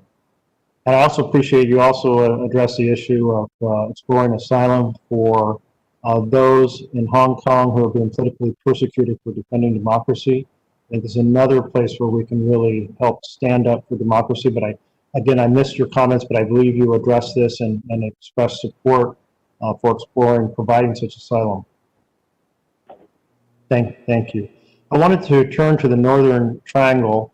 It was Vice President Biden who went down to try to work out an economic package to assist the Northern Triangle. Quite a few years ago, he asked Senator Carper to oversee how this was going. I traveled down to the Northern Triangle with Senator Carper about a year and a half ago. And I can't say it was real encouraging, in part because of the multiple challenges of taking on assisting nations where drug enterprises have become so incredibly powerful that they tend to corrupt everything. President-elect Biden has supported a renewed significant economic package. Can we deliver such economic help without, in essence, strengthening or feeding corruption in those countries? And if so, any insights on how we do that? Senators, I think that we can, but I don't want to minimize the difficulty. When we did the initial package during the Obama-Biden administration, and this was, again, I think, a real bipartisan achievement in getting that support. The vast bulk of the assistance did not go through or to the governments in question. It went typically through third parties, and it was tied very explicitly to concrete reforms on the part of these countries in criminal justice, in policing, in combating corruption, in creating economic opportunity, et cetera, dealing with all of the drivers of migration.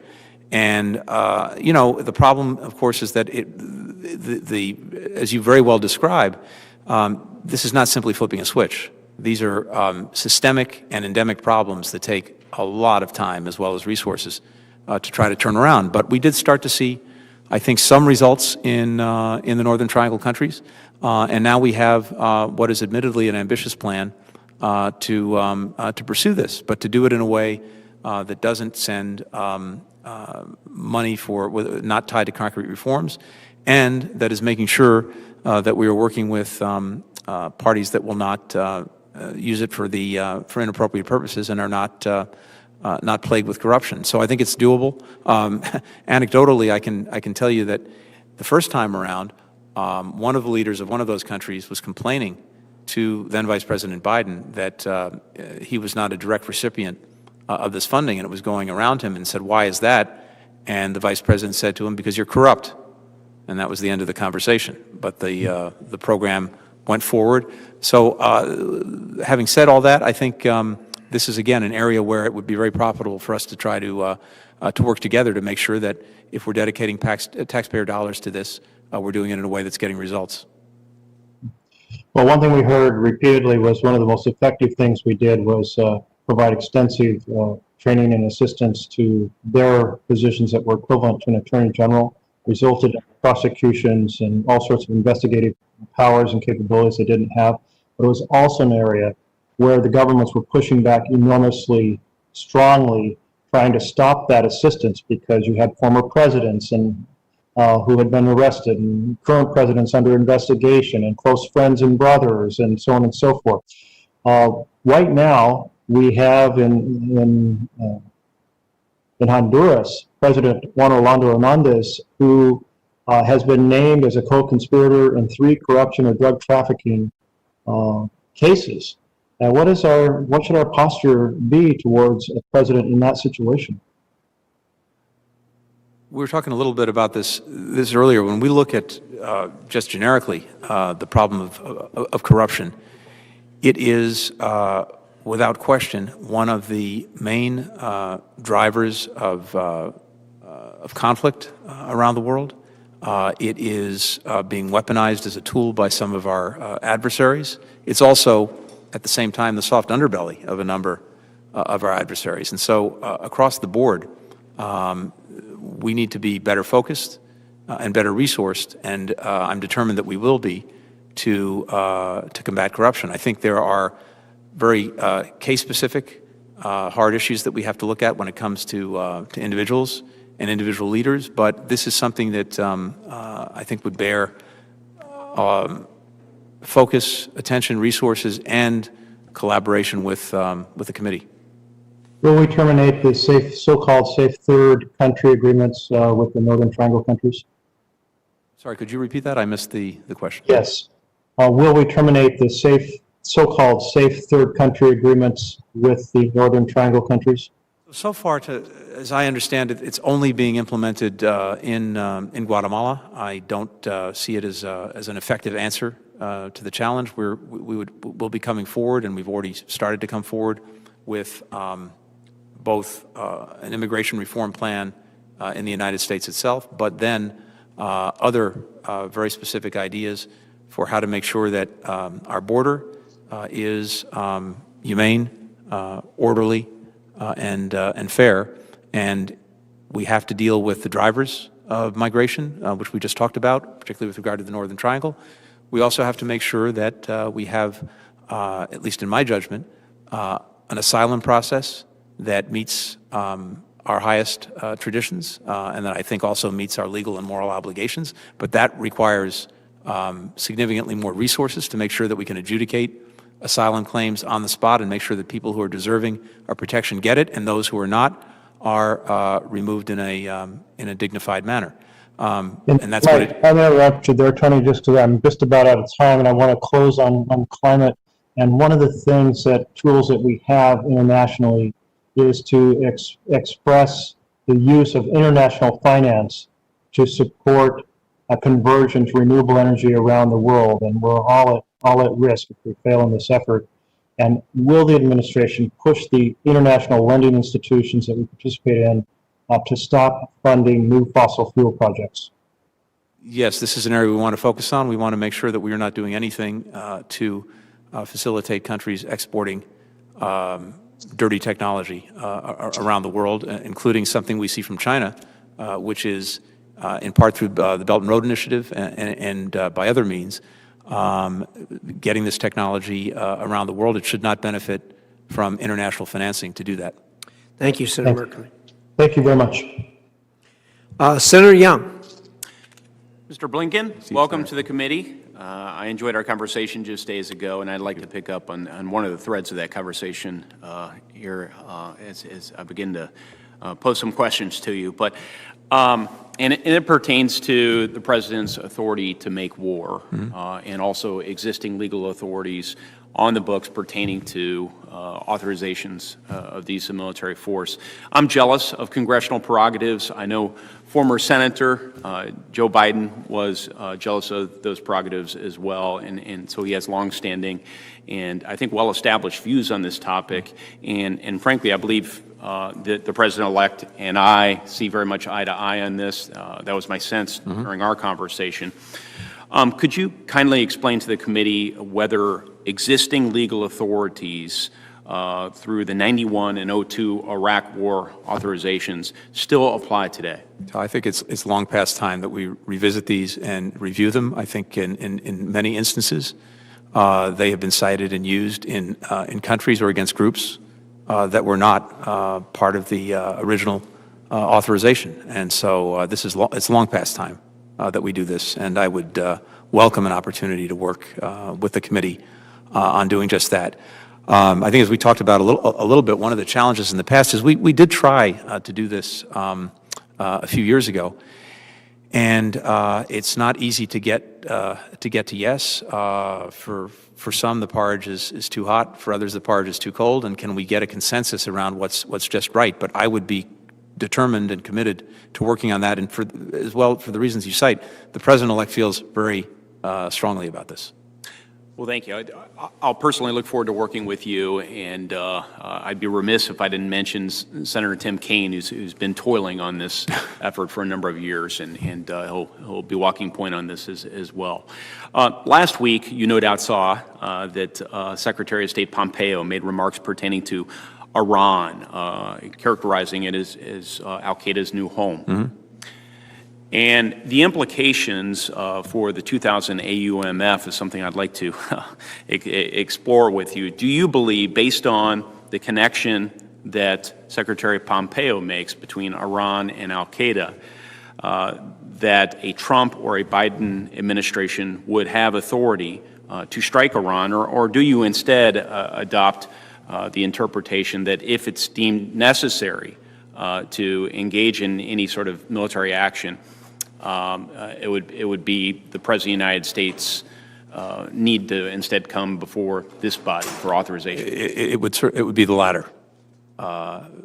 We would, I believe, need to and should, in any event, come before the Congress in that situation. With regard to the statement the Secretary made, that's something I intend to look into, if confirmed, very, very promptly. I haven't had a chance to see what the underlying basis is for that, but obviously that's something we'd have to take very, very seriously. Al-Qaeda leadership has been in Iran for some time. At various points, it was didn't have full freedom of movement. At other points, it may have had the leash taken off a little bit. But what Secretary Pompeo cited publicly is something that I'd be very concerned with. But I have to look at what's underneath that.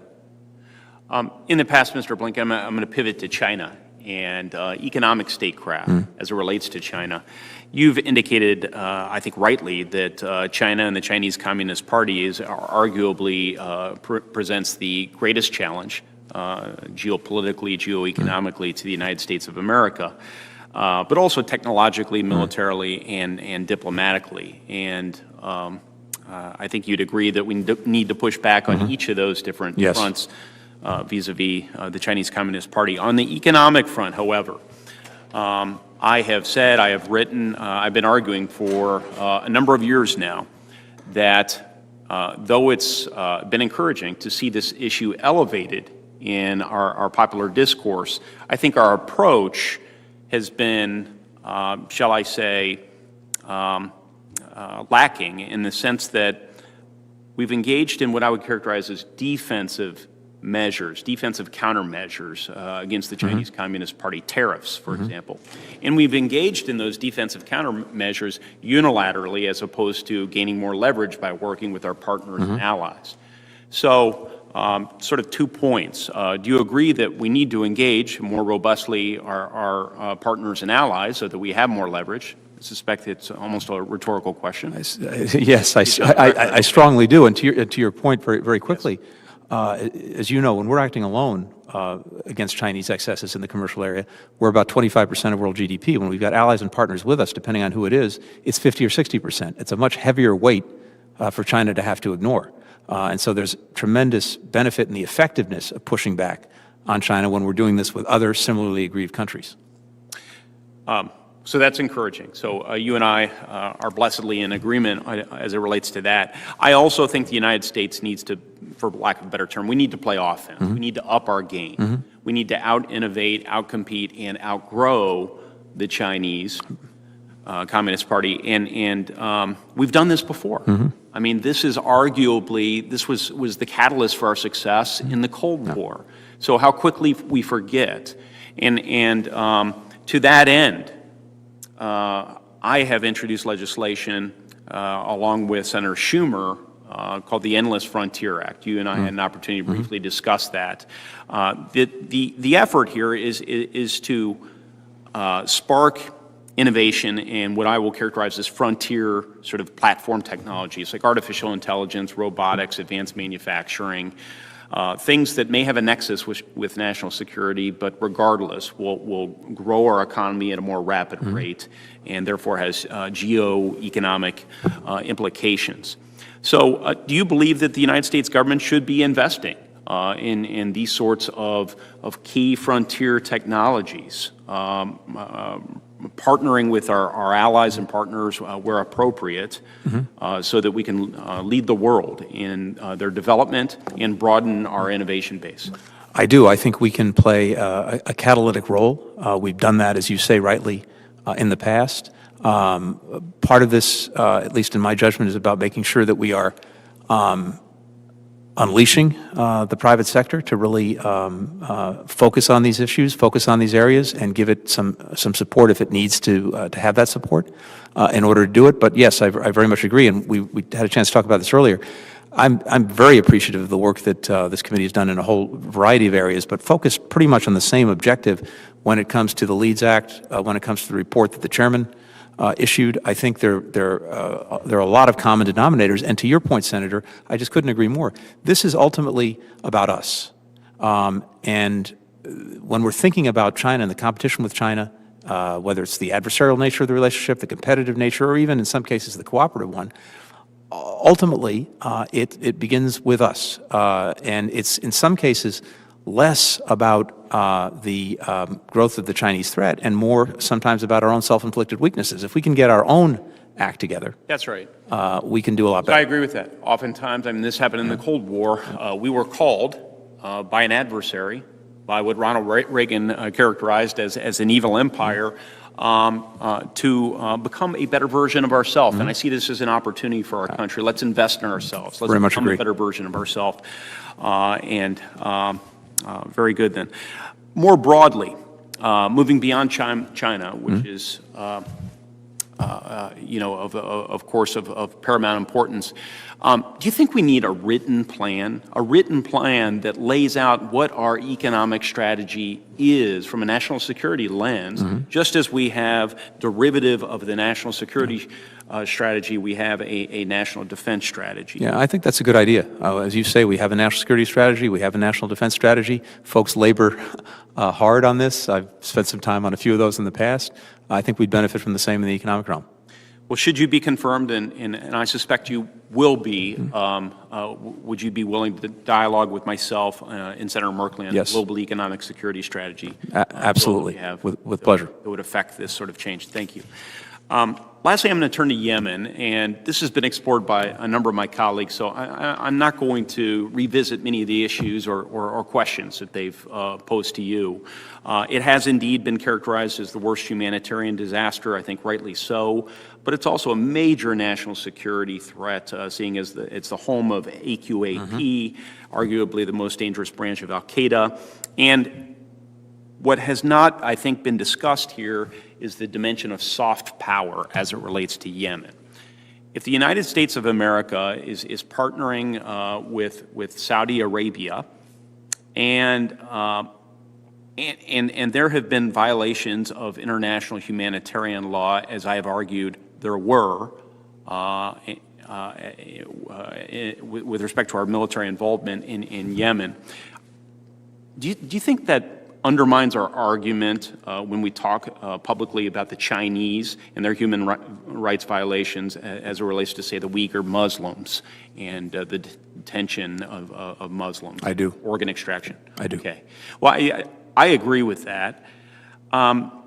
Another lesson I think we could learn from the situation in Yemen it relates to what happens when you deprive people of essentials, food, medicine, which is effectively what has occurred in Yemen, in addition to the bombing of school buses and other publicized matters. So do you agree that the deprivation of essentials leads to the radicalization of individuals, as extensive literature shows, and that could help al-Qaeda in the Arabian Peninsula and other groups like ISIS recruit more members? Yes, I do. It's certainly a contributor, and it certainly creates an environment in which recruiting people to extremism is facilitated. Okay. Well, I look forward to partnering with this administration in improving our efforts in Yemen, on the economic issues, on China, and all the other issues that we address. Thank you. I'd welcome that. Thank you, Senator. Thank you, Senator Young. Senator Booker. Thank you very much, Mr. Chairman. I am witnessing remarkable endurance, and not to you. It's actually your wife is showing extraordinary endurance, and I think you owe her big time. And if you want a nice... You have no argument for me on that. All right. I can tell you a place to take her for great vegan takeout if you want. Senator Cruz and I go there all the time. So you correctly, you went to your university, the Stanford of the East, right? The Harvard, is that right? That's correct. Yes. And Harvard Business School did a great report that diverse teams are much better teams in terms of their private sector performance. And I've been stunned in my travels around the country as United States Senator when I go in country, meet with State Department teams about the what I would call a shocking lack of diversity, not just ethnic, racial diversity, but also even religious diversity. And I really appreciate you talking about that in your opening statement. And I heard the engagement I think you had, I think it was Chris Murphy, and you had some discussions about it. But I guess I would like just to hear, I know your heart and I know your commitment to focus on these issues, but I'd love to hear more specifics about how can you take a department that does not fully represent the rich diversity, the valuable diversity of our country. How can you make a State Department and help to create it to be more reflective? Senator, first let me say that if I'm confirmed to this job, I will view it as a significant measure of whether I succeeded or failed, however long I'm in the job, whether or not we have finally put in place the real foundations to make sure that we have a workforce at the State Department that looks like the country it represents. And I say foundations because, yes, we are going to make progress, real demonstrable progress on that. But as you know very well, it is not simply a matter now of appointing a diverse group of people to different jobs. We have to put in place much more systematically a recruitment process that stands the test of time and that reaches out into different communities in ways that we haven't done before. We have to have a retention process, because one of the problems that we've seen in the department is even when we've been able to recruit people from diverse groups, we've often had trouble retaining them because we have not been sufficiently attentive or sensitive to some of the specific concerns that they have.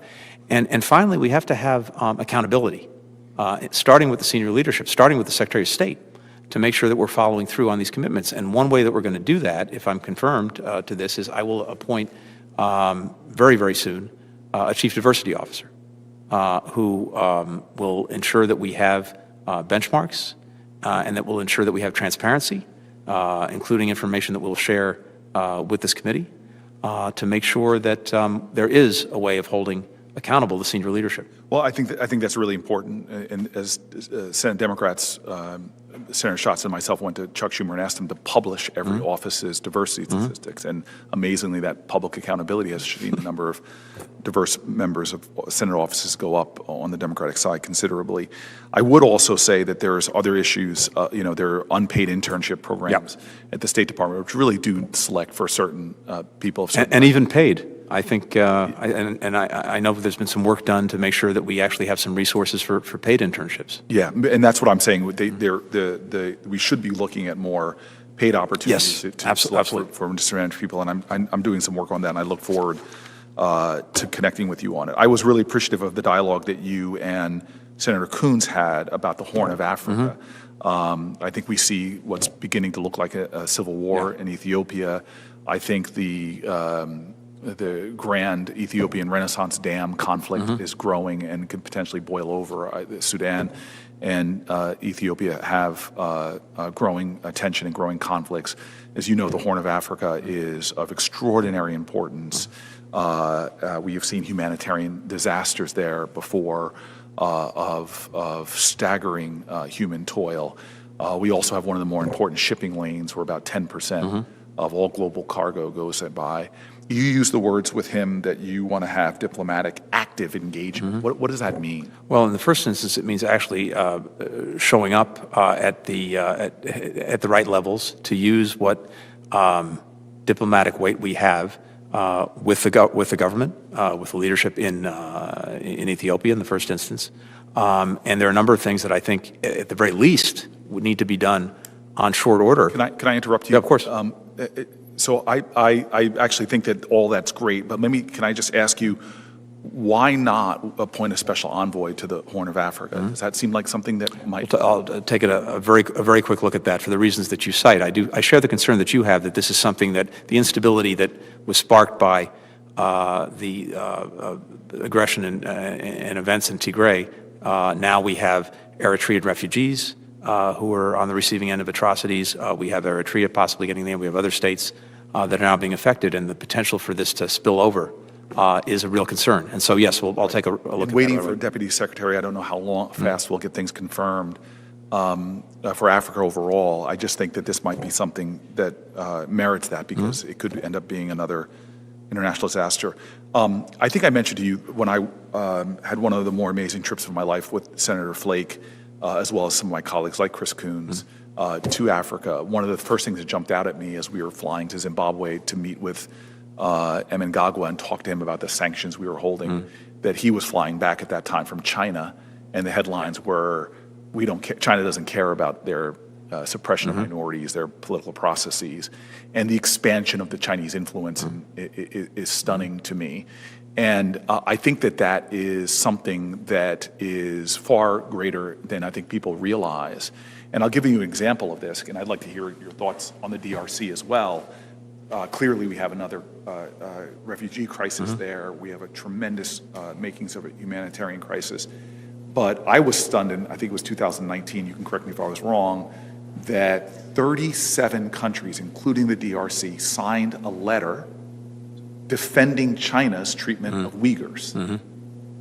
I mean, imagine that. I've heard my colleagues talk about calling it concentration camps and genocide, and here you have China's influence has expanded so much that you have 37 ambassadors to the United Nations, including the countries like the DRC, that have been so thoroughly engaged by China that they are defending something as horrific as that we're going over there. And so that, to me, especially in the continent of Africa, is something that should send alarms to all of us in terms of the global competition between two freedom and democracy and totalitarian or authoritarian governments that suppress minorities and wreak havoc, frankly, in terms of the humanitarian disasters. And I just want to hear more from you, perhaps, about how we're going to meet that specifically in the context of Africa, in the context of from the Horn of Africa to the DRC to challenges we're seeing in the Sahel region. How do we begin to combat that Chinese competition? Yeah, so look, I couldn't agree more with you, and I think we're seeing in China's commercial diplomacy clear strategic intent that goes beyond the simple commercial proposition that may lie originally at the heart of what they're doing. But we have a couple of things to work with. One is the fact that the way China engages in commercial diplomacy tends to be actually a pretty bad deal for the recipients, except possibly for a leader who may benefit from the corrupt aspect of that. So when China's coming in and it is ladening debt on countries in a way that they can't possibly afford, so that ultimately it either owns the asset when they can't repay it, or resources are taken away from the people to pay off this debt, that winds up being a bad news story. When they bring in Chinese workers instead of using local workers to actually build the projects, no environmental standards, and then the corruption that comes with it, I think more and more countries that have been on the receiving end of China's largesse have come to regret it. That's one piece of it. And I think shining a bright light on the way China engages in commercial diplomacy, juxtaposing that to the way we do it is one way to help. The other thing is, I think most, as I've seen it, and it comes up in the polling, most people in most countries in Africa would prefer, if given the choice, to be engaged with us. Absolutely. And that's why my hope is, again, often we have these silos, State Department, Commerce, trade, often, that aren't working in a cohesive plan. And what we're seeing happening in places like DRC, where we have rare earth metals and other sort of business interests, is we don't have a holistic plan that ultimately could strengthen the economy of a lot of African countries that play into our sense of larger purpose. I have 6 seconds left. I'm going to use it just to sound off to you about my frustrations in this global pandemic that which is directly related to the economy, and so you have America seeing that firsthand, the suffering. But we will be vaccinated if things continue on this pace. This nation will be vaccinated. This pandemic will be behind us. But in developing nations, like in Africa, I've seen projections that till 2024, it could take to end that, which not only has a grievous loss of life globally, but also means that the economic crises we're already seeing in these very poor nations will grow dramatically worse. If we are not saying this now and finding ways with global pharmaceutical companies to find a way, then we are relegating developing nations to a level of death, carnage, and economic collapse that is shameful. And I would hope if you could just give me some assurances that you're aware of this and are committed to doing something about it. Yes, absolutely. Very concerned. We were talking about this a little bit earlier about the various tails that risk wagging the COVID dog, and those are among the most concerning. Thank you very much. From a guy who went to a safety school, you turned out all right. I look forward to supporting you. Thank you, Senator. And Chairman, thank you, Senator Booker. Senator Cruz. Thank you, Mr. Chairman. Mr. Blinken, Good to see you, Senator. Congratulations. Thank you. And congratulations on making it to the end of a long hearing. I suspect over the next several years there may be a number of issues on which we have disagreements. but let's start on some areas where we may have some common ground. And in particular, I want to start by talking about Nord Stream 2. In the last 18 months in the Senate, we have seen remarkable bipartisan agreement when it comes to Nord Stream 2. I have authored 2 separate pieces of legislation jointly with Senator Shaheen, bipartisan legislation, both of which have passed into law, imposing strong sanctions to prevent the completion of Nord Stream 2. The first of those we passed in December, a little over a year ago. The second of those we passed just a little over a month ago. And as a consequence, a pipeline that was on the verge of being completed halted in its tracks. And when we first started taking up the Nord Stream 2 sanctions legislation, the pundits and observers all said there was no chance the sanctions would stop the pipeline. That has now been proven categorically false. The pipeline is stopped, and of course, a pipeline that is 95% complete is a pipeline that is 0% complete because it's not operational. Just this morning, the State Department announced sanctions specifically on entities, one involving a specific vessel, the Fortuna, that has been involved in Russians' attempts to complete the pipeline.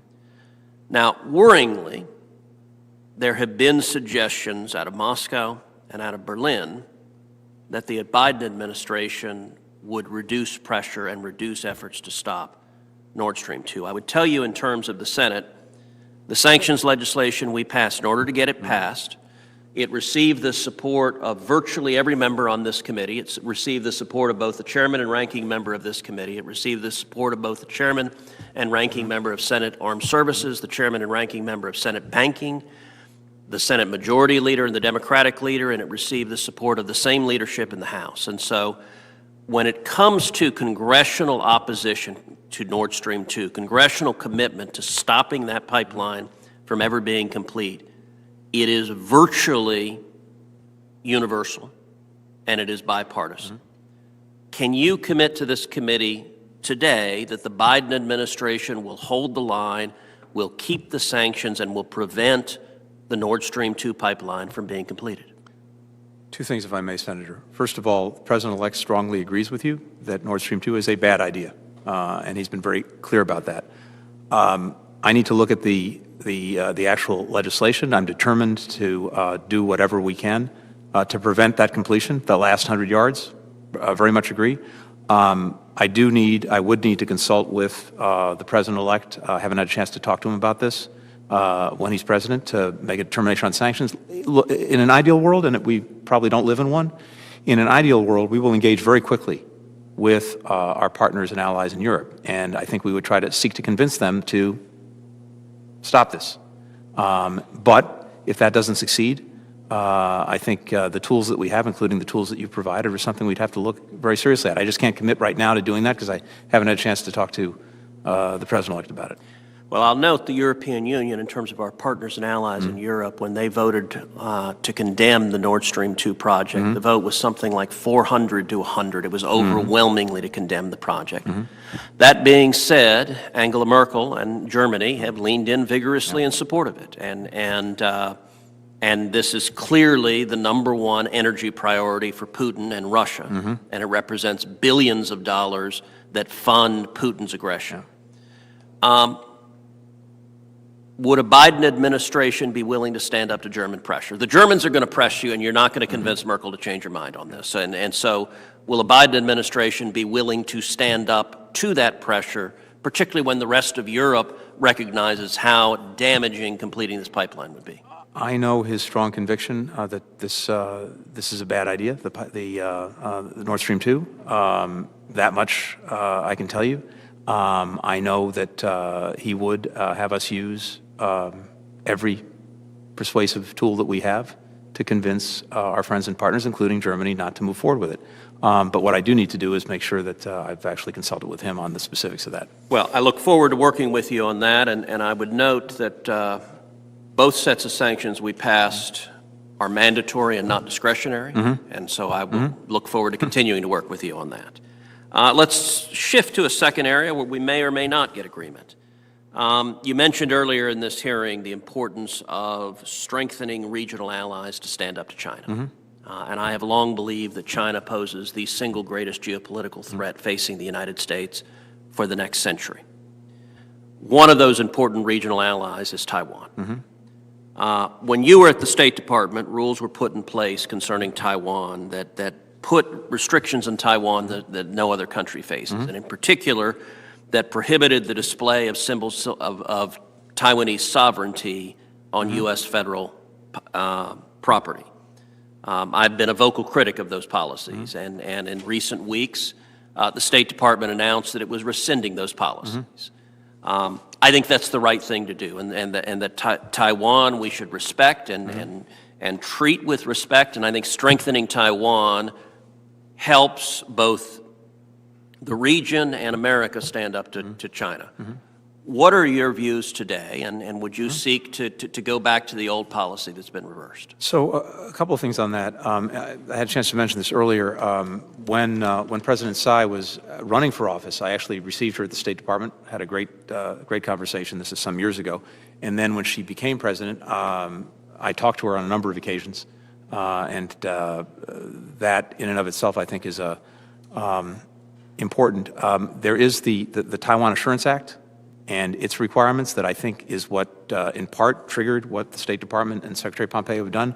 I want to see that process through to conclusion, if it hasn't been concluded, to make sure that we're acting pursuant to the mandate in the Act that looks at creating more space for contacts. All right, let's shift to another part of the world where I suspect we will have more significant disagreements, and that is Iran. You are a vocal proponent of the Obama-Biden-Iran nuclear deal. I believe that was a catastrophically misguided deal. In the 4 years since the Obama administration was in office, the United States has, of course, withdrawn from that deal. Not only that, we now know a number of facts we didn't know at the time the deal was being negotiated. One of the things, and in particular, we know the involvement of the IRGC with terrorism directly targeting Americans and murdering American servicemen and women. In 2016, Congress overwhelmingly passed CATSA, which imposed mandatory terrorism sanctions on the Iran's Islamic Revolutionary Guard Corps. And we've since discovered the vast money in Iran that is intertwined with the IRGC. In particular, the financial sector, including Iran's central bank, and the energy sector, including the National Iranian Oil Company. Both of these sectors and entities have now been sanctioned under the terrorism authorities for funneling money to the IRGC. The Pentagon also has assessed that the IRGC is responsible for killing at least 603 Americans in Iraq. Do you believe it is in America's national security interest to lift those terrorism sanctions and to allow billions of dollars to go once again to funding terrorist activities? I do not, and I think that there is nothing, as I see it, inconsistent with making sure that we are doing everything possible, including the toughest possible sanctions, to deal with Iranian support for terrorism, its own engagement in that, and the nuclear agreement. And we've said from the outset, and we're serious about it, that the nuclear agreement was one thing, but continuing and even strengthening our ability to push back and to deal effectively with Iran's egregious behavior, including in the terrorism realm, was something that we needed and should do. Part of the challenge now, I think we have, Senators, because we've had this divorce to some extent from some of our allies and partners who ideally would be with us in pushing back against Iran's malicious activities as a result of disagreeing over getting out of the nuclear deal. We are less effective than we might otherwise be in those other areas if we were working together. I think one of the benefits, should Iran choose to come back into compliance, and we wound up doing the same thing, is that we would at least be back on the same page with allies and partners, and that might make us more effective in dealing with these problems. You mentioned it was a priority defending LGBT rights. Iran's record concerning the LGBT community is horrific. I agree with They put to death, they execute people for the crime of being homosexual. I agree with you. As long as they maintain that barbaric and inhumane policy, do you think it's appropriate for a Biden administration to allow billions of dollars to go to that regime?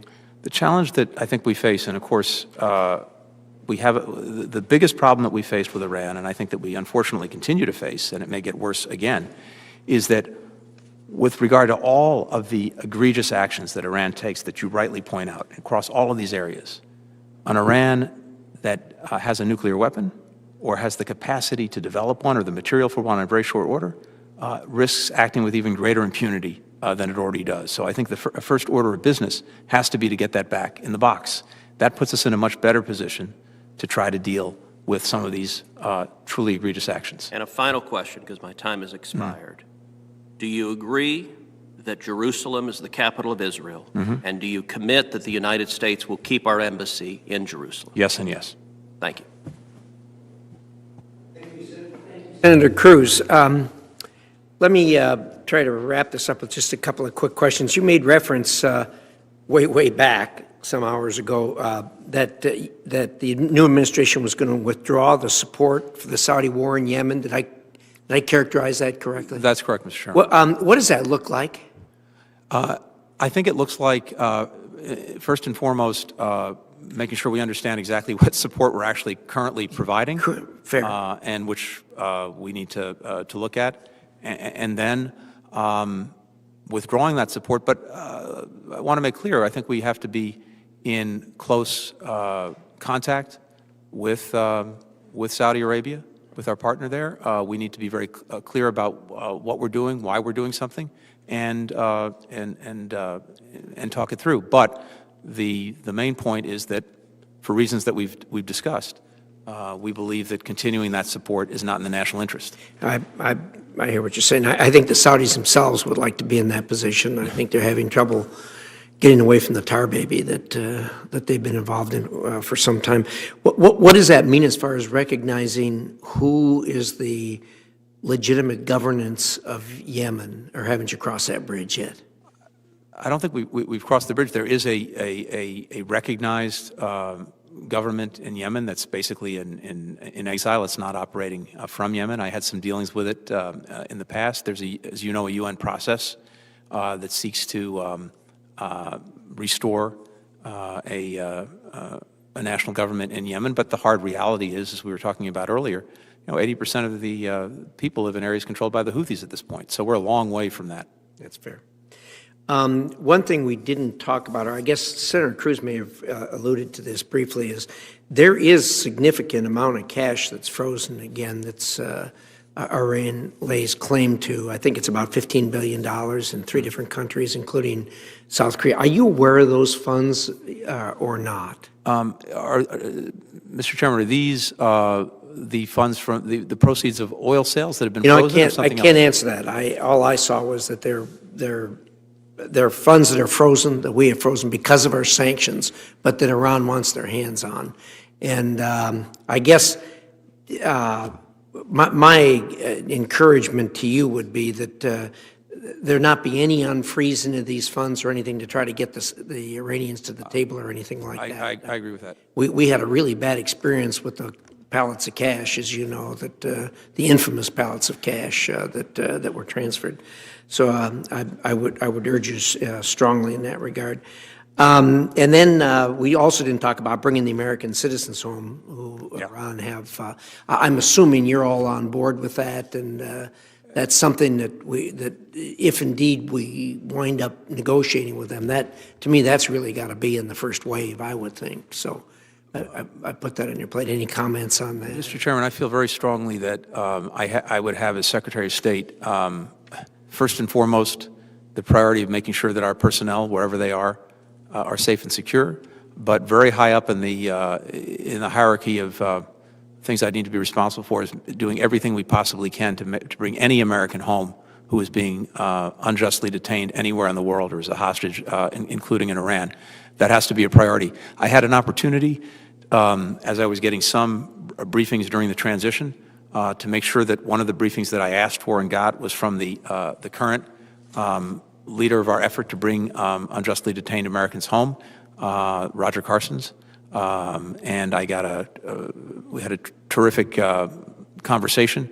I'm very impressed with the work that he's been doing, and indeed we've asked him to stay on for time. That's good. Thank you. Appreciate that. I have to tell you, I'm greatly encouraged by our conversations earlier today before we came in here, and then again today is your commitments regarding the Iran situation. I think it's certainly China is a bigger problem, but Iran, as I explained to you, I think is a flashpoint that could get out of hand very, very quickly because they're notorious for making bad judgments and pushing the envelope.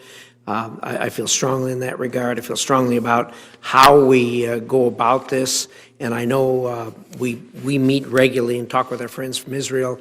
They want to get their 2 cents worth in substantially more than they did last time, so I appreciate your commitments in that regard. With that, Senator Menendez. Thank you, Mr. Chairman. And just some final questions. And you've had an extraordinary tour de force here. I think it shows not only, as I said at the opening statement, your intellect, but the demeanor in which you come to all of these issues and the engagement with the committee. So just some final questions, because the world watches your hearing. And I don't want some parts of the world to think they're getting away without some attention, so to speak. So, Russia. Navalny, his poisoning and his arrest, solar winds, bounty on U.S. soldiers, election interference, the use of chemical weapons to assassinate opponents in different parts of the world. Clearly, Russia must face consequences for its actions. Otherwise, it thinks it can continue to violate the international order. During the last 4 years, Congress had to assume a policy leadership role in this regard. I authored CATSA. In part, it was to deal with the Russians. What do you view as, well, first of all, do you agree that Russia has to have consequences for these actions, and would we expect the Biden administration to pursue those consequences? Yes and yes. You laid it out very powerfully and very succinctly when you just, the things you mentioned are egregious in so many ways. The President-elect has been very clear that there need to be costs and sustained consequences for some of these actions. It would be worth, when we have the opportunity, spending the time on each one because they merit a deep conversation. I think thanks to this committee, thanks to Congress, we have some tools in our toolbox, whether it's CATSA, whether it is Magnitsky, whether it is other authorities that we have, including the authorities that were created during the Ukraine crisis, that are extremely helpful in being able to impose some of these costs and consequences. The President-elect, in the context of talking about election interference, said that he is determined to make sure that there are costs and sustainable consequences. And of course, we need to look at that at a time, a place, and a manner of our choosing. But this can't go unanswered. I appreciate that. I didn't even mention the annexation of Crimea and the continuing invasion of Ukraine.